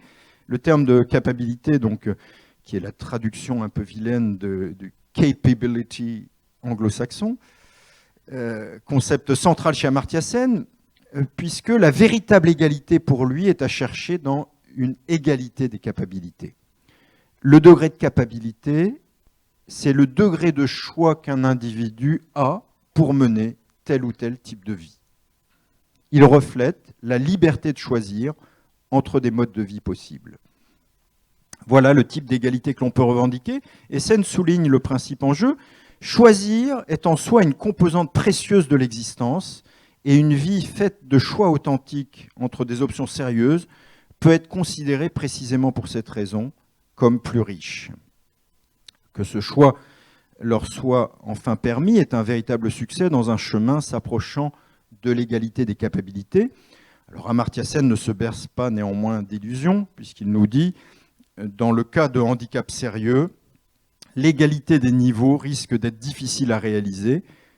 On pourrait soutenir que même s'il n'existe aucun moyen de donner à une personne handicapée la liberté de jouir du même niveau de fonctionnement dont il s'agit, par exemple de la même aptitude que les autres à se déplacer librement, il y a néanmoins de bonnes raisons, fondées sur l'équité, pour s'efforcer de maximiser sa capacité de fonctionnement inférieure à la normale. Promouvoir les capacités, c'est en particulier promouvoir la possibilité de participer à la vie sociale et professionnelle, et donc banaliser l'acceptation des handicaps dans le monde du travail. Les personnes handicapées ont été pendant longtemps exclues du marché du travail, et j'ai envie de dire, réjouissons-nous, elles sont maintenant discriminées. Alors, ce n'est pas une boutade, parce que avoir le droit à la discrimination, c'est déjà mieux que l'exclusion. Exclure, ça signifie mettre dehors, en dehors de l'espace commun. La discrimination, en revanche, se situe à l'intérieur du même espace. On ne suppose pas d'extérieur, en tout cas, on suppose moins d'extériorité qu'avec le terme exclure. Alors bon, vous ne résumerez pas ma conférence à dire que M. Quentin incite à la discrimination et se réjouit de la discrimination. Il y avait quand même de la boutade. Le libéralisme économique, en tout cas, aura tendance à éviter dans le monde du travail les personnes handicapées parce que l'on y pense ce monde essentiellement sous l'angle de l'efficacité immédiate. Il faut cependant penser que le monde du travail est aussi un lieu de vie en commun, et cela doit être initié par l'État, car nous sommes dans une démarche de cohésion sociale. Deux lois ont notamment été votées pour lutter contre l'inertie liminale. Celle du 10 juillet 1987, qui avait fixé la norme. Tout établissement de plus de 20 salariés doit employer au moins 6% de personnes handicapées. Celle du 11 février 2005 pour l'égalité des droits et des chances, la participation et la citoyenneté des personnes handicapées, qui va plus loin en instaurant alors une amende conséquente pour les entreprises qui dérogent à la règle et un versement compensatoire au fonds pour l'insertion des personnes handicapées. Cela signifie que même si les entreprises sont parfois loin d'accepter suffisamment de personnes handicapées, les pénalités qu'elles payent financent indirectement l'aide à l'insertion. Et donc les organismes comme l'AGEFIP vont soutenir le développement de l'emploi des personnes handicapées grâce à cela. On préférerait que les entreprises soient directement plus actives, mais ce système pousse néanmoins à l'amélioration. Et beaucoup d'entreprises sont là aujourd'hui pour progresser encore. Une nouvelle loi, donc en septembre 2018, 5 septembre 2018, pour la liberté de choisir son avenir professionnel est entrée en vigueur. Le taux d'emploi des personnes en situation de handicap reste fixé à 6% de l'effectif de l'entreprise, mais certaines choses ont changé. Donc il y a un travail pour responsabiliser encore davantage les entreprises, améliorer le dialogue social, développer une politique d'emploi inclusive, etc. Les types de handicap étant très variés, les accueils le seront également. Pour des cas de personnes autistes atteintes du syndrome d'Asperger, autistes dits performants, certaines entreprises y trouvent très bien leur compte, comme dans les services informatiques, le codage, les tests. Les échanges par mail et chat avec ces salariés se font bien à condition de s'en tenir aux faits. Les sous-entendus et le second degré sont susceptibles de perturber l'interlocuteur autiste. Prenons un exemple, celui d'une personne handicapée psychique qui a besoin de se rassurer en disant toutes les heures « ça va là, c'est bien ce que je fais, ça va là, c'est bien ce que je fais ». Il faut apprendre à l'expliquer aux autres salariés.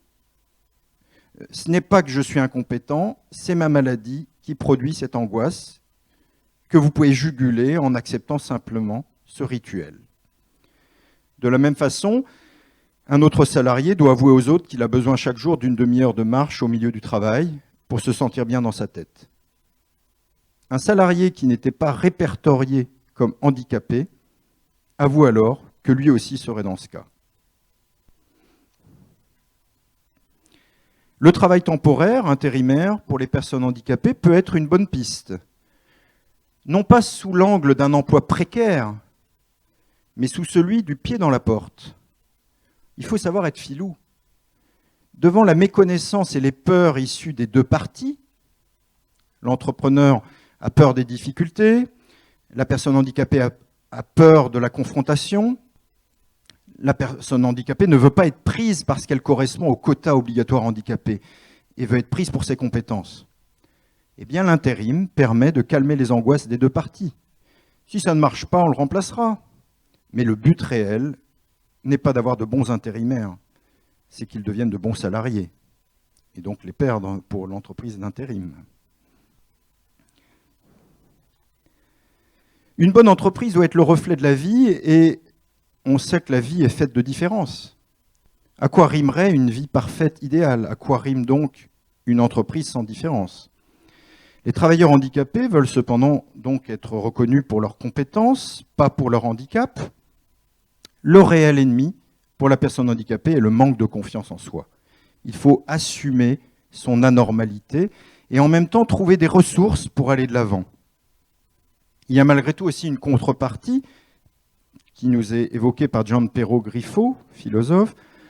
Le handicap m'a permis d'acquérir d'une certaine façon un rôle social. Cela part toujours de l'acceptation initiale.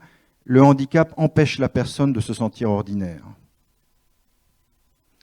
Yves Lacroix, avec son œuvre d'écrivain, d'analyste d'une vie handicapée au long cours, a participé à la production de richesses intellectuelles de la société française. Ainsi revendiquait-il sa pleine citoyenneté. « J'aspire vivement à être considéré non plus comme une surcharge financière, mais comme un simple citoyen qui participe à son rythme au maçonnage de la société. » La personne en situation de handicap peut participer au tissu existentiel des humains.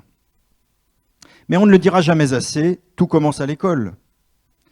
Il y a une pesanteur des représentations sur le handicap. Mais comment voulez-vous que des adultes aient l'ouverture d'esprit de travailler avec des personnes handicapées et de leur donner des conditions permettant qu'ils travaillent s'ils n'ont jamais côtoyé d'enfants handicapés de leur âge à l'école? Une très grande majorité de personnes handicapées sont sans niveau scolaire et une très grande majorité également sans emploi. Les enfants dits valides doivent apprendre à côtoyer des enfants handicapés le plus tôt possible. Et ainsi, les futurs adultes ne se poseront pas la question de savoir s'il est possible d'inclure des personnes handicapées dans la vie économique et sociale. Alors, je vous livre une anecdote d'une amie qui a beaucoup travaillé dans le monde du handicap, qui est maintenant grand-mère, et c'est son petit-fils qui est en CP, et qui lui parlait d'une Salomé depuis le début de l'année. Et à la fête de fin d'année, sa grand-mère voit la Salomé et elle dit « Ah, bah, elle est en fauteuil roulant ». Et donc la grand-mère s'étonne et dit à son petit-fils « Mais de toute l'année, tu m'as jamais dit que Salomé était en fauteuil roulant ?» Et alors son petit-fils lui répond en étant un peu irrité « Mais qu'est-ce que ça change ? Qu'est-ce que ça... » Et là, mon ami s'est mordu les lèvres en se disant elle a passé sa vie à mettre en avant le handicap et à se dire qu'il fallait normaliser notre pensée du handicap. Et c'est comme si son petit-fils lui faisait la leçon et qu'elle était elle-même prise au piège. Donc la leçon de ce que pourrait être une inclusion harmonieuse. Et donc là, à ce moment-là, j'ai pensé à l'histoire des sciences. Vous voyez, les philosophes ne pensent pas toujours à ce qu'on croit à l'histoire des sciences, parce qu'on croit souvent que l'histoire des sciences, c'est une progression harmonieuse vers des théories toujours plus justes, toujours plus vraies. Et Max Planck nous avait livré sa version de ce qu'est l'histoire des sciences. Et il disait « Une nouvelle vérité scientifique ne triomphe pas en convainquant les opposants et en leur faisant entrevoir la lumière, mais plutôt parce que ces opposants mourront un jour et qu'une nouvelle génération familiarisée avec elle paraîtra. » Alors, je ne veux pas être trop pessimiste non plus, hein, mais disons que les générations qui n'ont pas connu d'enfants à l'école vont progressivement disparaître et vont arriver dans le monde du travail, des gens qui ont connu à l'école des enfants handicapés et qui ont travaillé éventuellement avec eux à l'école, sur les bancs de l'école. Donc le droit au travail est quelque chose d'important, et puis sur cette partie, je vais conclure aussi un petit élément quand même, c'est le droit également à la fin du travail. La personne handicapée peut aussi vouloir changer de rythme par rapport au lieu de vie qu'elle a connu, et c'est en cela que la personne handicapée vieillissante peut rejoindre le lot commun. Une inquiétude classique aujourd'hui est de savoir ce qui va se passer pour un adulte handicapé qui travaille par exemple en ESAT et qui atteint les 60 ans. L'arrêt du travail, ou peut-être un petit peu avant en ESAT, je ne sais pas si c'est 60 ans également, l'arrêt du travail va signifier le départ définitif du foyer lié à l'ESAT. Et là, je vous donne une anecdote de Jean-Marc Talpin, un témoignage de Jean-Marc Talpin. Il nous dit la chose suivante. Lors d'un travail d'analyse de la pratique avec des éducateurs d'un foyer de vie, se posa la question de l'entrée en maison de retraite de certains résidents. Le premier temps fut très idéologique.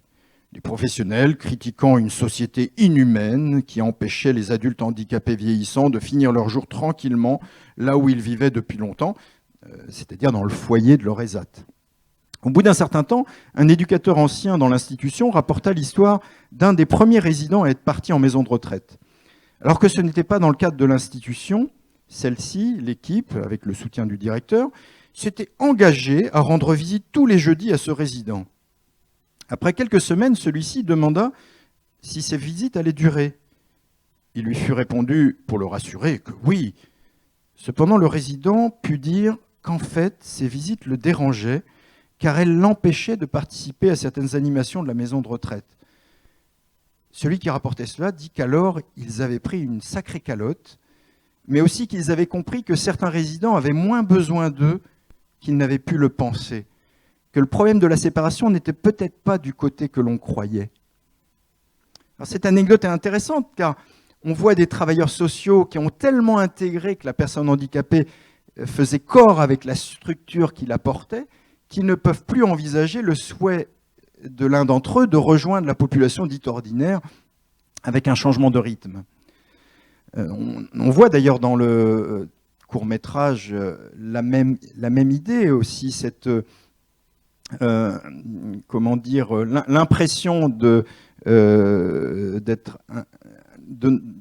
que la relation entre l'auxiliaire et la personne handicapée est définitive et ça sera très compliqué, alors que justement le jeune homme explique, bon, bah, écoute, on arrivera à t'en remplacer, même si je t'ai apprécié, je t'ai aimé, c'est la vie, on peut changer aussi.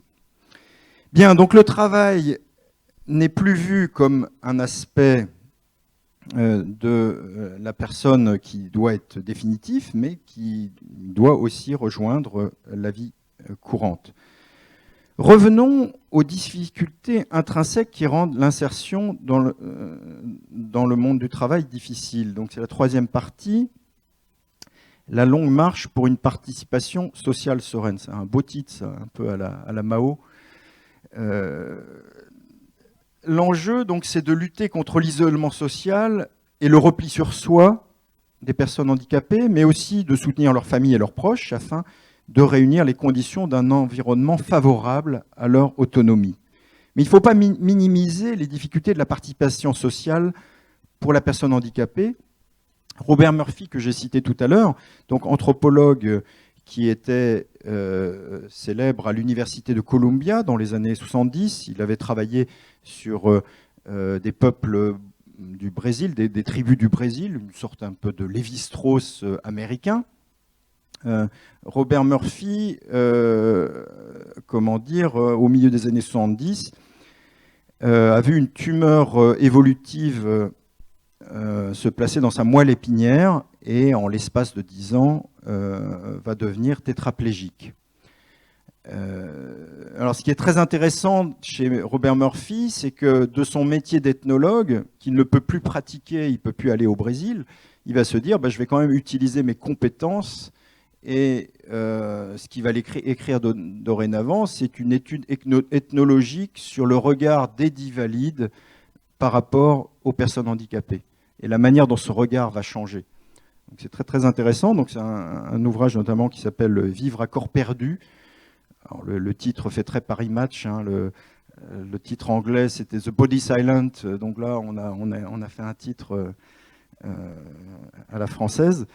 Et donc Robert Murphy nous dit mon isolement social devenait encore plus aigu lors des réunions où la station debout est de rigueur, comme les cocktails et certaines réceptions. J'allais découvrir, alors que je ne mesurais plus qu'1,20 m et que la plus grande partie des échanges sociaux se déroulaient à 70 cm au-dessus de moi. Ma taille réduite et mon immobilité relative faisaient donc de moi le bénéficiaire sans défense des avances des autres, au lieu d'en être l'instigateur. Tel est bien le grief le plus courant des handicapés moteurs. Le choix social est des plus limités et il leur faut souvent attendre que l'on vienne à eux. Je pense ici qu'il y a des personnes qui comprennent tout à fait ce dont on parle. Ce qui est ici dit du handicap moteur sera également vrai du handicap psychique et mental. Le choix social sera des plus limités. Robert Murphy poursuit. Ce qui rend la relation entre les infirmes et les autres fascinante, c'est qu'elle ne repose pas que sur de petits mensonges, mais surtout sur un gros, à savoir que la déficience physique ne crée pas de différence alors qu'elle en crée, et de taille. Béatrice Corollaire évoque dans son ouvrage « Condamné à vivre » le va-et-vient entre barrière physique et barrière psychique. Le fauteuil est une barrière physique et psychique entre tout et tous. Physique, car accoudoir et repose-pied empêchent une approche, une accolade. C'est si facile, si instantané de se lever lorsqu'on a l'usage de ses jambes, que l'on n'imagine pas combien une personne assise peut se trouver petite, un peu comme un nain. Les obstacles physiques deviennent des obstacles relationnels. Quand on se sent comme un nain, on se limite dans la confiance que l'on peut avoir à s'affirmer au milieu des autres. Jessica Tshir qualifiait, elle, les fauteuils roulants de huttes d'isolement mobile. Des huttes d'isolement mobile. Le moment social est des plus périlleux. La personne valide se tourmente à l'idée qu'elle pourrait dire quelque chose de blessant et elle avance sur la pointe des pieds comme si la rencontre se déroulait sur un champ de mine. L'infirme, lui, est évidemment conscient de ce contexte et son interlocuteur est, lui, conscient qu'il en est conscient. chacun d'eux sait que l'autre sait qu'il sait. C'est à la personne en situation de handicap d'être alors suffisamment forte pour endosser un rôle de diplomate. Est-ce rencontre avec valide? Il lui faut devenir expert dans l'art de mettre les autres à l'aise et surtout se comporter de manière enjouée.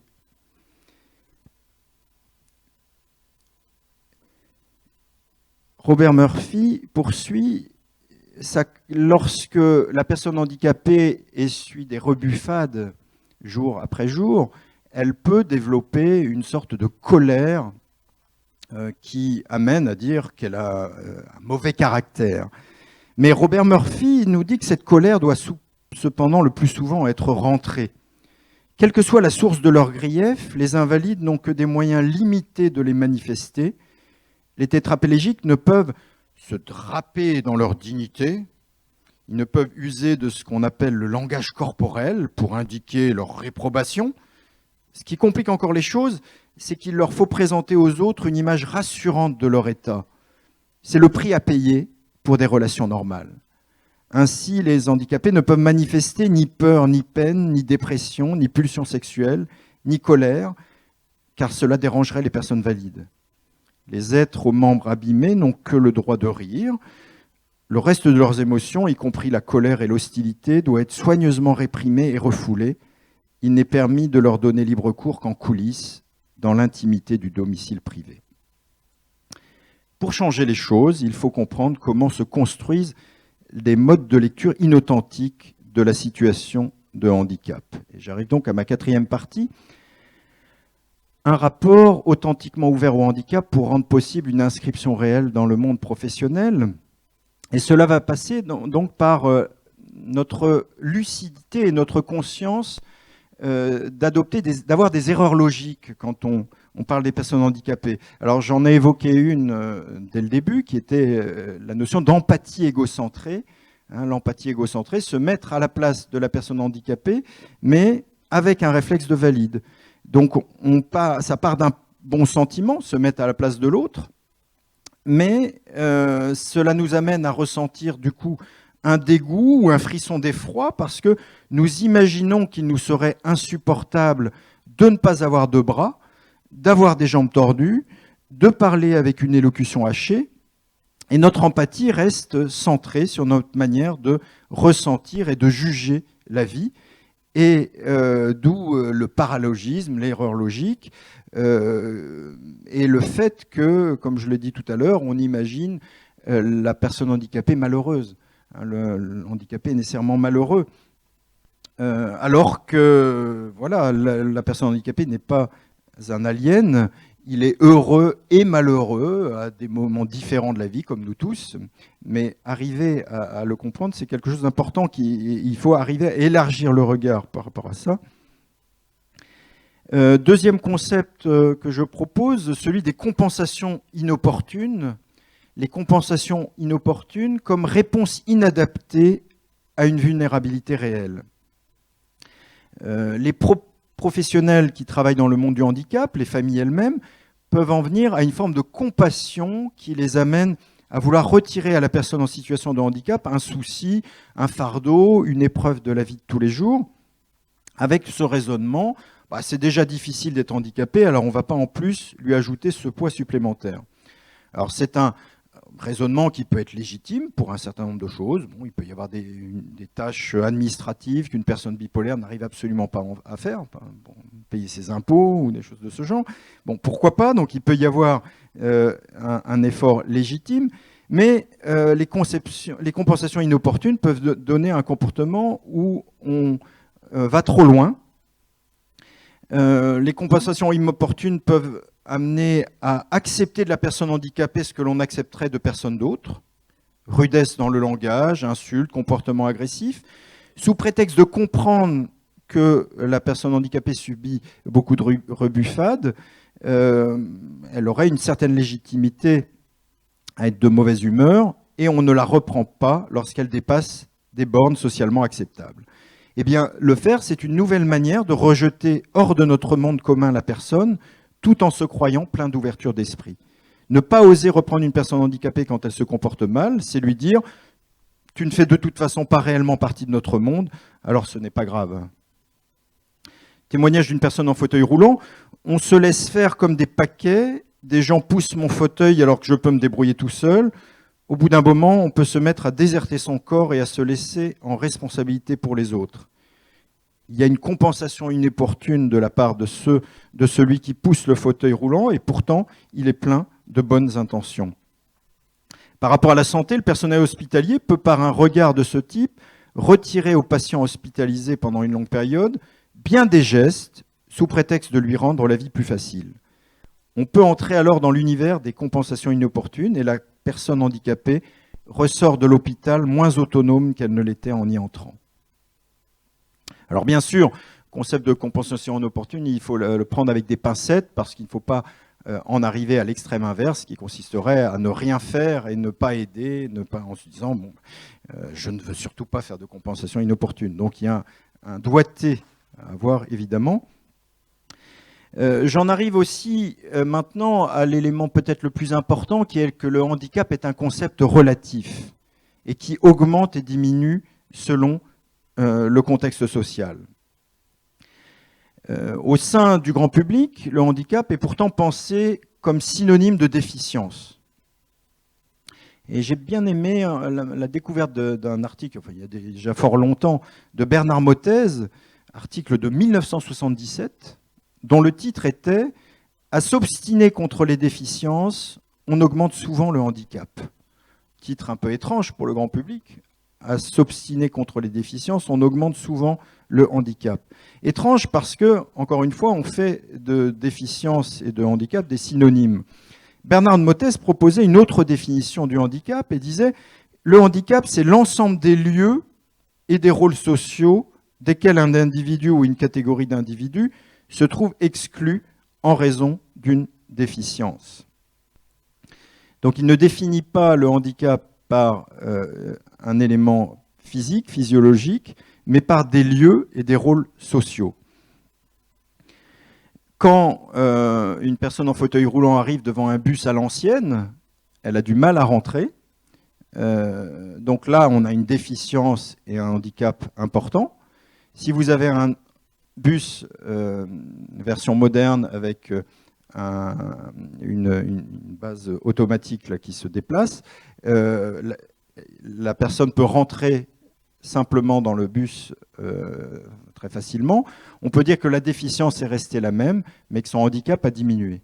Vous voyez l'écart entre les deux, et que le handicap est un concept relatif.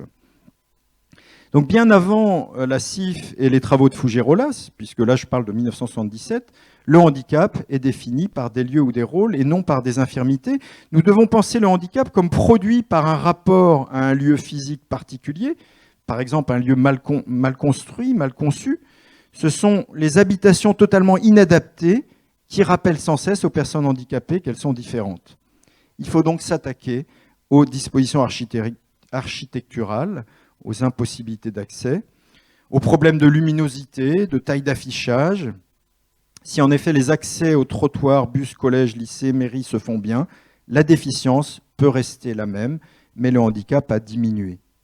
Si j'ai des problèmes de vision, mais que la mairie a fait travailler des experts de la déficience visuelle sur la luminosité des affichages, alors mon handicap diminue.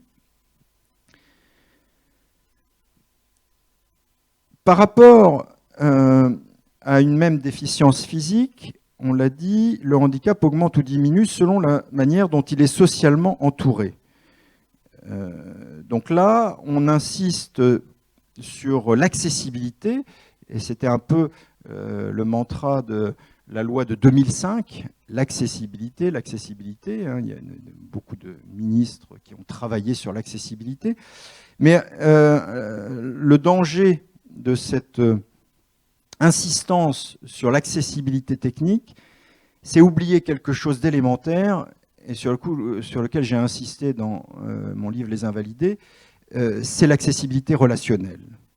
L'accessibilité relationnelle, parce que c'est joli d'avoir de beaux équipements qui favorisent l'inclusion, Mais je voudrais citer ici Annelise Chabert qui repérait un défaut français dans la pensée de l'accessibilité. Je la cite. « Contrairement à des pays comme l'Allemagne, nous considérons en France qu'un ensemble est accessible à un fauteuil dès lors qu'il n'y a besoin d'aucune intervention humaine autre que celle de l'usager ou de celui qui l'accompagne, et que la technique pourvoit seule aux besoins. C'est une image très réductrice et qui n'est pas sans quelques prétentions illusoires, puisque le jour où la technologie est défaillante, l'accès devient impossible. L'accès, ce n'est pas qu'une affaire de porte large, de locaux, de plans inclinés, c'est aussi une affaire humaine d'accueil et d'équipe. Je répète cette dernière phrase. L'accès, ce n'est pas qu'une affaire de porte large, de locaux, de plans inclinés, c'est aussi une affaire humaine d'accueil et d'équipe. Et l'exemple que me donnait Annelise Chabert, c'était celui de la piscine. Elle aime beaucoup nager. Et lorsque elle arrive dans une certaine piscine, on l'installe avec un bras articulé, un siège qui la descend dans le bassin. Et un jour, elle arrive à cette piscine et on dit « Ah ben non, le bras articulé est en panne, donc vous ne pouvez pas aller à la piscine. » Et là, vous avez typiquement la situation d'une technique inclusive qui, ne fonctionnant plus, fait réapparaître violemment le handicap. Au lieu de se dire bon, un maître nageur, c'est quelqu'un qui en général est assez bien construit, et Annelise Chabert est quelqu'un d'assez, elle est plutôt fluette, non alors bien sûr, on peut se dire, c'est peut-être dangereux de vous manipuler, de vous porter, donc on peut parler, on peut communiquer, dire est-ce qu'on peut vous porter jusqu'au bassin? Et là, Annelise Chabert dirait au maître nageur, ah bah oui, avec plaisir. Donc, il pourrait l'amener dans le bassin. Alors, vous me direz, dans le monde du médico-social, on sait aussi qu'à force d'utiliser son dos, on peut se faire beaucoup de mal. Mais là, elle est l'une des seules à venir à la piscine pour la journée. Je ne pense pas que ça va abîmer le dos du maître nageur de faire une fois ce geste-là. Donc, cet exemple-là montre bien qu'à force de tout miser sur l'accessibilité physique, on en oublie l'élémentaire accessibilité relationnelle, ce que j'appelle l'accessibilité relationnelle. Et donc, on conforte les personnes dans le droit à ne pas avoir de contact.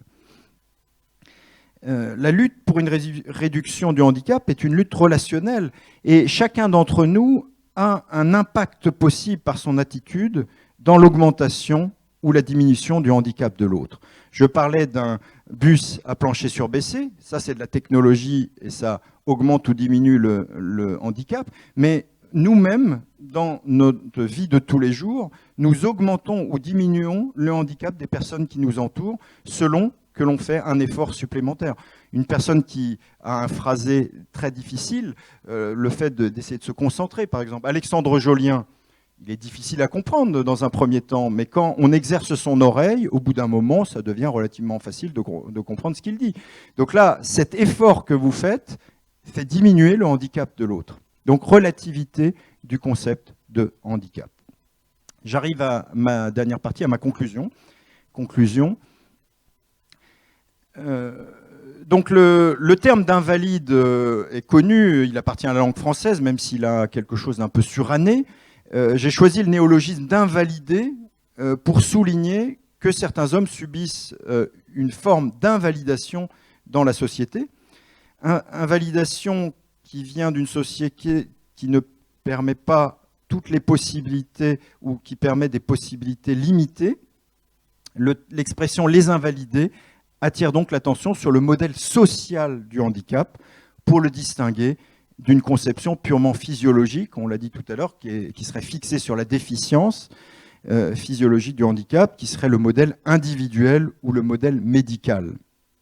Et le grand public est souvent vissé sur cette réalité médicale ou individuelle du handicap. Alors que, j'ai essayé de le montrer, on a affaire à un concept pleinement relatif. Par-delà les représentations mythiques ou empiriques qui font du travail, pour revenir au travail, un fardeau dont l'homme pourrait souhaiter se débarrasser afin de mieux vivre, nous avons vu avec Hegel, notamment, qu'il est au contraire le concept qui rend compte de la spécificité de l'homme.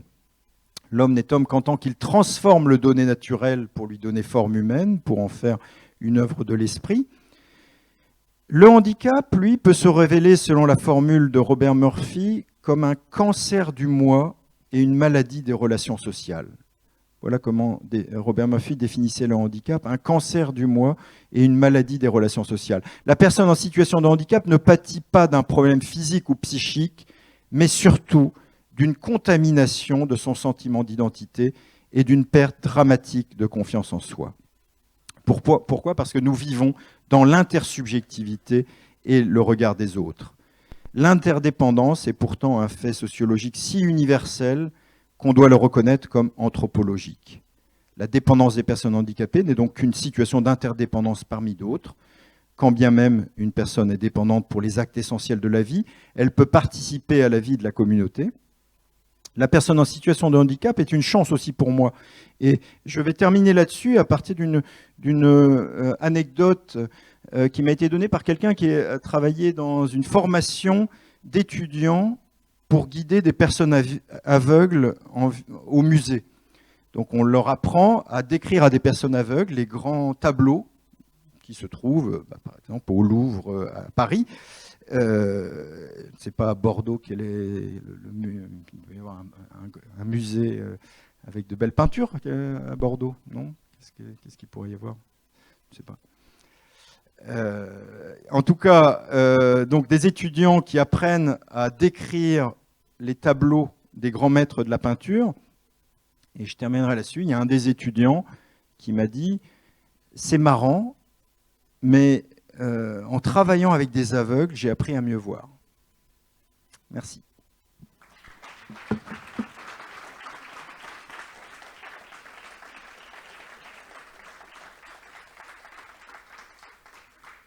Merci, Monsieur Quentin, pour cette magistrale démonstration. D'ailleurs, je me posais la question, alors c'est un petit peu inspiré des questions qui ont apparu sur le chat. Comment se fait-il qu'un philosophe, les philosophes parlent d'un certain nombre de sujets, ceux qui parlent du handicap se font rares. Comment se fait-il qu'un philosophe se mette à parler du handicap dans son approche des grands philosophes du siècle et des siècles passés? Qu'est-ce qui fait de votre histoire cette relation singulière? Alors, c'est une bonne question qui est, comment dire, c'est assez classique de demander à un philosophe qui travaille sur le handicap comme moi, de se demander pourquoi il s'est mis à travailler sur le handicap. On demande peut-être moins à quelqu'un qui est spécialiste de Hegel pourquoi il a travaillé sur Hegel, mais il peut y avoir en réalité des histoires personnelles. Bon, on a chacun nos histoires personnelles, on connaît, on a des proches qui peuvent être des personnes handicapées. Ensuite, c'est un sujet effectivement qui n'a pas été beaucoup abordé dans l'histoire de la philosophie, à part Michel Foucault qui lui s'est intéressé au handicap mental et psychique dans l'histoire de la folie à l'âge classique. Si on regarde les grands auteurs de l'histoire, ils ne parlent pas beaucoup du handicap. Alors j'ai fait ce travail dans un précédent livre qui s'appelait La philosophie face au handicap, où je recensais la manière dont Platon, dont Aristote, dont les stoïciens parlent du handicap.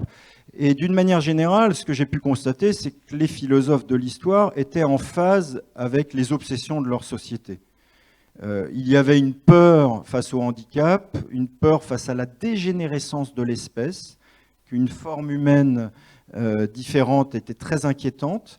Et les philosophes en question, que ce soit Platon lorsqu'il propose, mais comme on le faisait à l'époque, d'exposer les enfants handicapés dans la nature, ce qui était une manière de s'en débarrasser en se disant les dieux reprendront cet être qui n'est pas tout à fait comme nous. Donc dans tout cela, les philosophes n'étaient pas, je dirais, des philosophes. Pourquoi ? Parce que les philosophes sont des hommes comme les autres. Ils partagent certains préjugés de leur société. Ils ne volent pas au-dessus de leur propre société.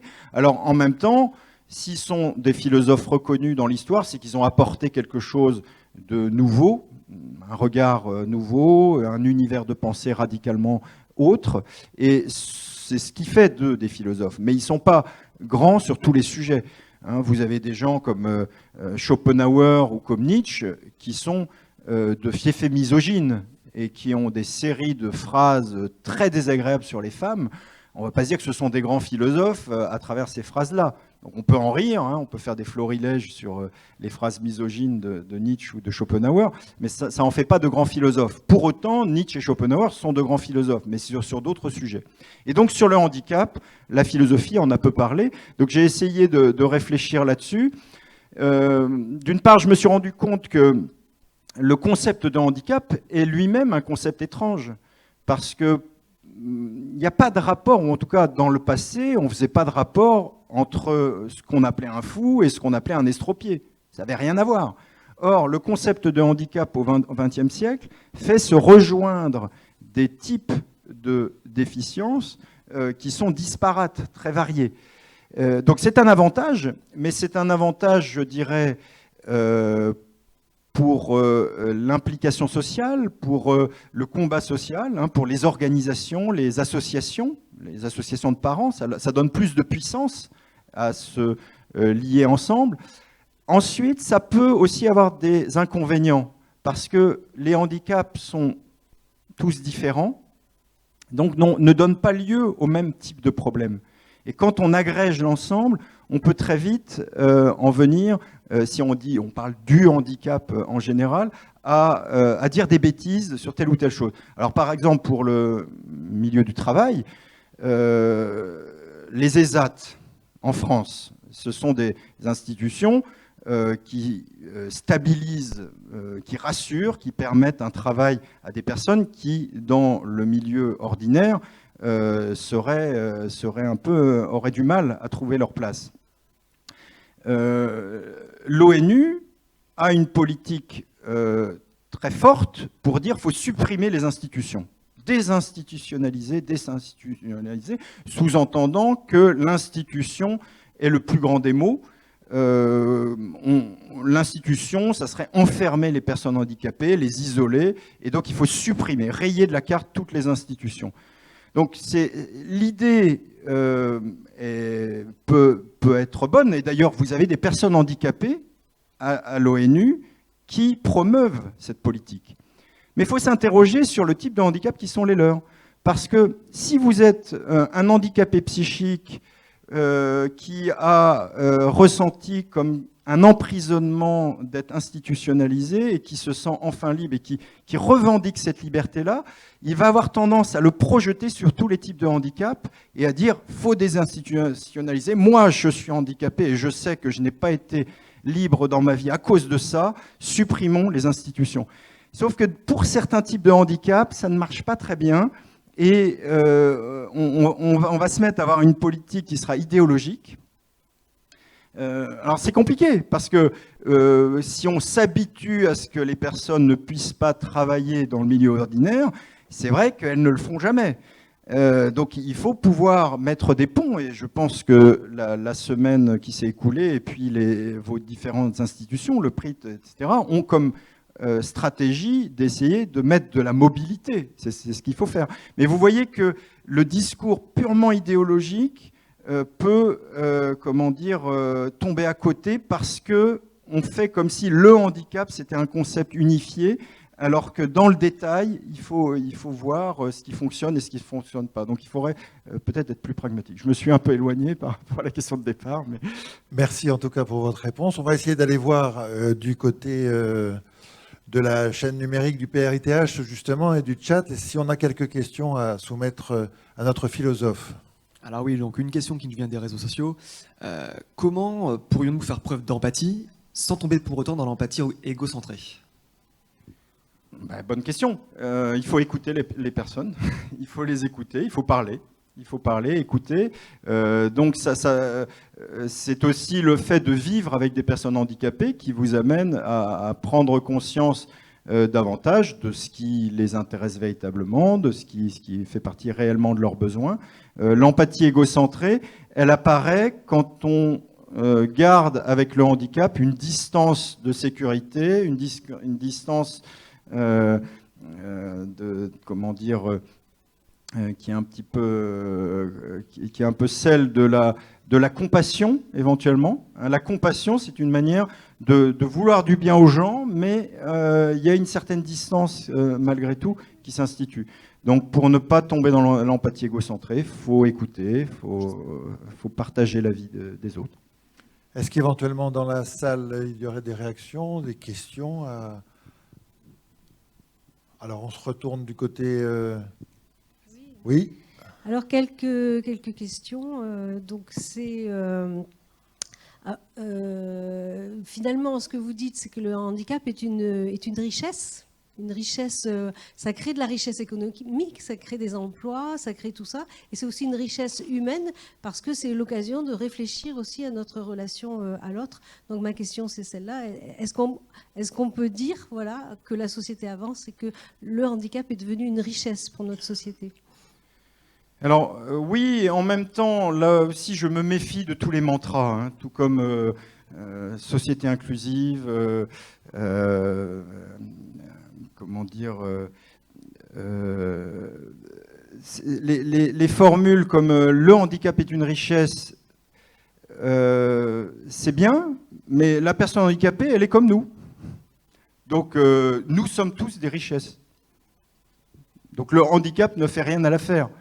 Si ce n'est qu'effectivement, c'est une expérience de vie qui apporte une différence sur certains points, mais vous avez des gens intéressants chez les personnes handicapées et puis des gens qui ne le sont pas du tout, comme chez les autres. Hein. Donc, en fait, quand on magnifie la richesse du handicap, je me méfie d'un discours qui surjoue l'émotion. Ne surjouons pas l'émotion, disons simplement que c'est une bêtise de ne pas profiter alors pour leur oui, de la richesse de gens qui nous côtoient et qui vivent avec nous, qui sont intéressants, et voilà. Mais sans avoir besoin de surjouer cette magnificence et cette richesse moi, j'ai tendance à me méfier. Plus on dit c'est une richesse, plus j'ai tendance à me méfier. J'ai tendance à me demander si les personnes le voient comme un trésor très éloigné ou s'ils discutent et participent à des activités avec des personnes handicapées. Désolé hein, pour casser un peu l'ambiance. Alors, d'autres éléments, des questions même On avait effectivement une autre question. Est-ce que le toucher, est-ce que l'aspect relationnel permet d'outrepasser une barrière relationnelle par rapport au problème de l'empathie, justement ? Pourquoi pas ? Pourquoi pas ? Là, encore une fois, les handicaps sont différents les uns des autres. Nous avons tendance, en France, à avoir un modèle où on oppose l'intellect et les sens. L'intellect, c'est vraiment comprendre, maîtriser les concepts. Donc, on aurait tendance même à dire qu'une personne est valable si elle est capable de converser avec nous, avoir des compétences intellectuelles, et méfiance dès lors qu'une personne est dans un polyhandicap, par exemple, un handicap lourd, en se disant elle comprend rien. Et on va jusqu'à, dans mes ouvrages j'ai interrogé cela, jusqu'à l'inquiétante interrogation de l'humanité de ces personnes, en disant mais est-ce que ce sont encore des humains ? Vous avez des personnes qui sont dans une maison d'accueil spécialisée, est-ce que ce sont encore des humains ? Formule extrêmement violente, mais qu'on trouve chez des philosophes anglo-saxons qui définissent le fait à partir du moment où on n'est pas capable d'avoir une conscience continue de sa propre vie, on n'est pas réellement un être humain. Tout cela vient d'une survalorisation de l'intellect par rapport au sens. Et c'est vrai qu'à partir du moment où on donne sa place à la sensorialité, au toucher, on peut avoir des partages très forts avec des personnes, partages que l'on n'aurait pas imaginés autrement. Donc évidemment que ça fait partie des éléments corporels qui permettent de passer outre certaines barrières. Et du coup, nous avions encore une question. Tout à l'heure, vous parliez d'efforts à fournir par les personnes entre guillemets valides. Vous parliez aussi juste avant d'un rôle de diplomate que devaient tenir les personnes dites invalidées. Est-ce que ça sous-entend qu'aujourd'hui encore, il y a une sorte de renversement de cette charge de l'intégration, de l'accueil, comme un premier pas à faire par les personnes en situation de handicap, du coup ?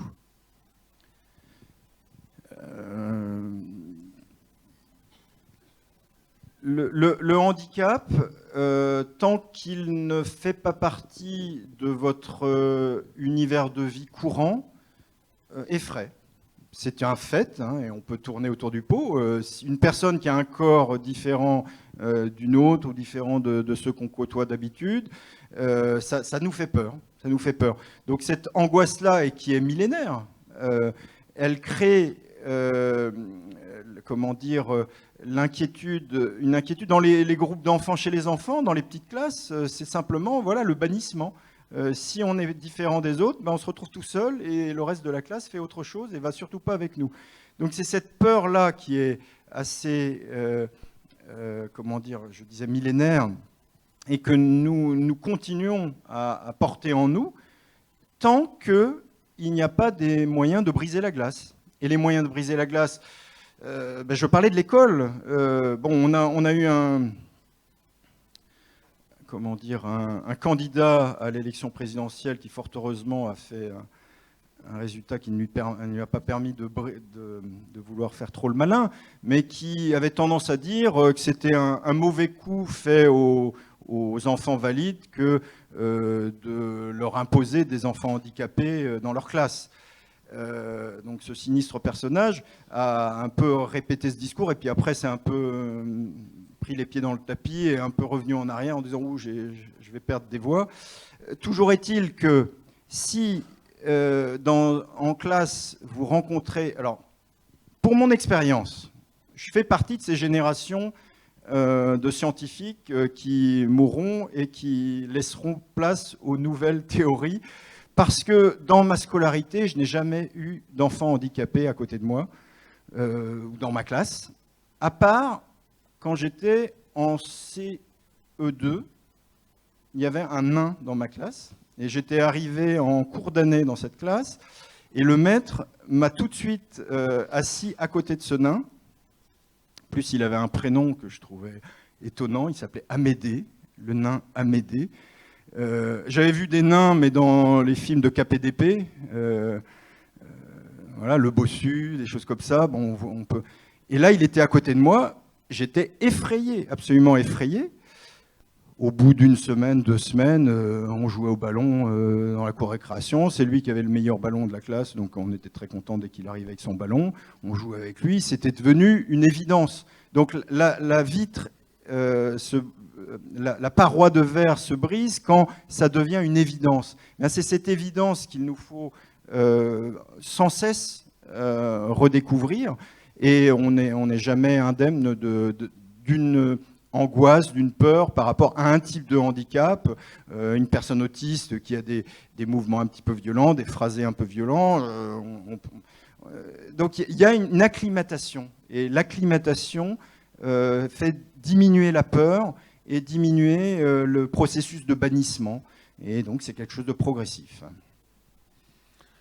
Merci pour votre expertise et le partage de cette expérience en petite classe.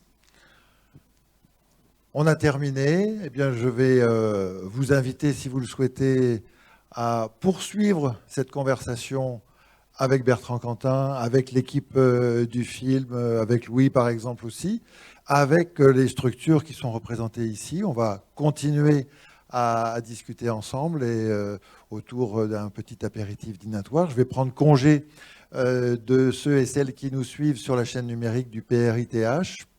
Je remercie l'AGFIP, le FIPH, l'ARS, l'État, les différentes structures telles que Pôle emploi qui sont présentes aux côtés des familles, des personnes en situation de handicap, des entreprises pour accompagner, adapter, aménager les conditions de travail, puisqu'on a parlé aujourd'hui aussi un petit peu de travail, d'emploi, de métier. Merci d'avoir partagé cette matinée avec nous. Merci à vous d'avoir eu le courage de suivre cette matinée en direct sur la chaîne du PRITH. Bonne fin de semaine européenne pour l'emploi des personnes handicapées. À bientôt. Merci.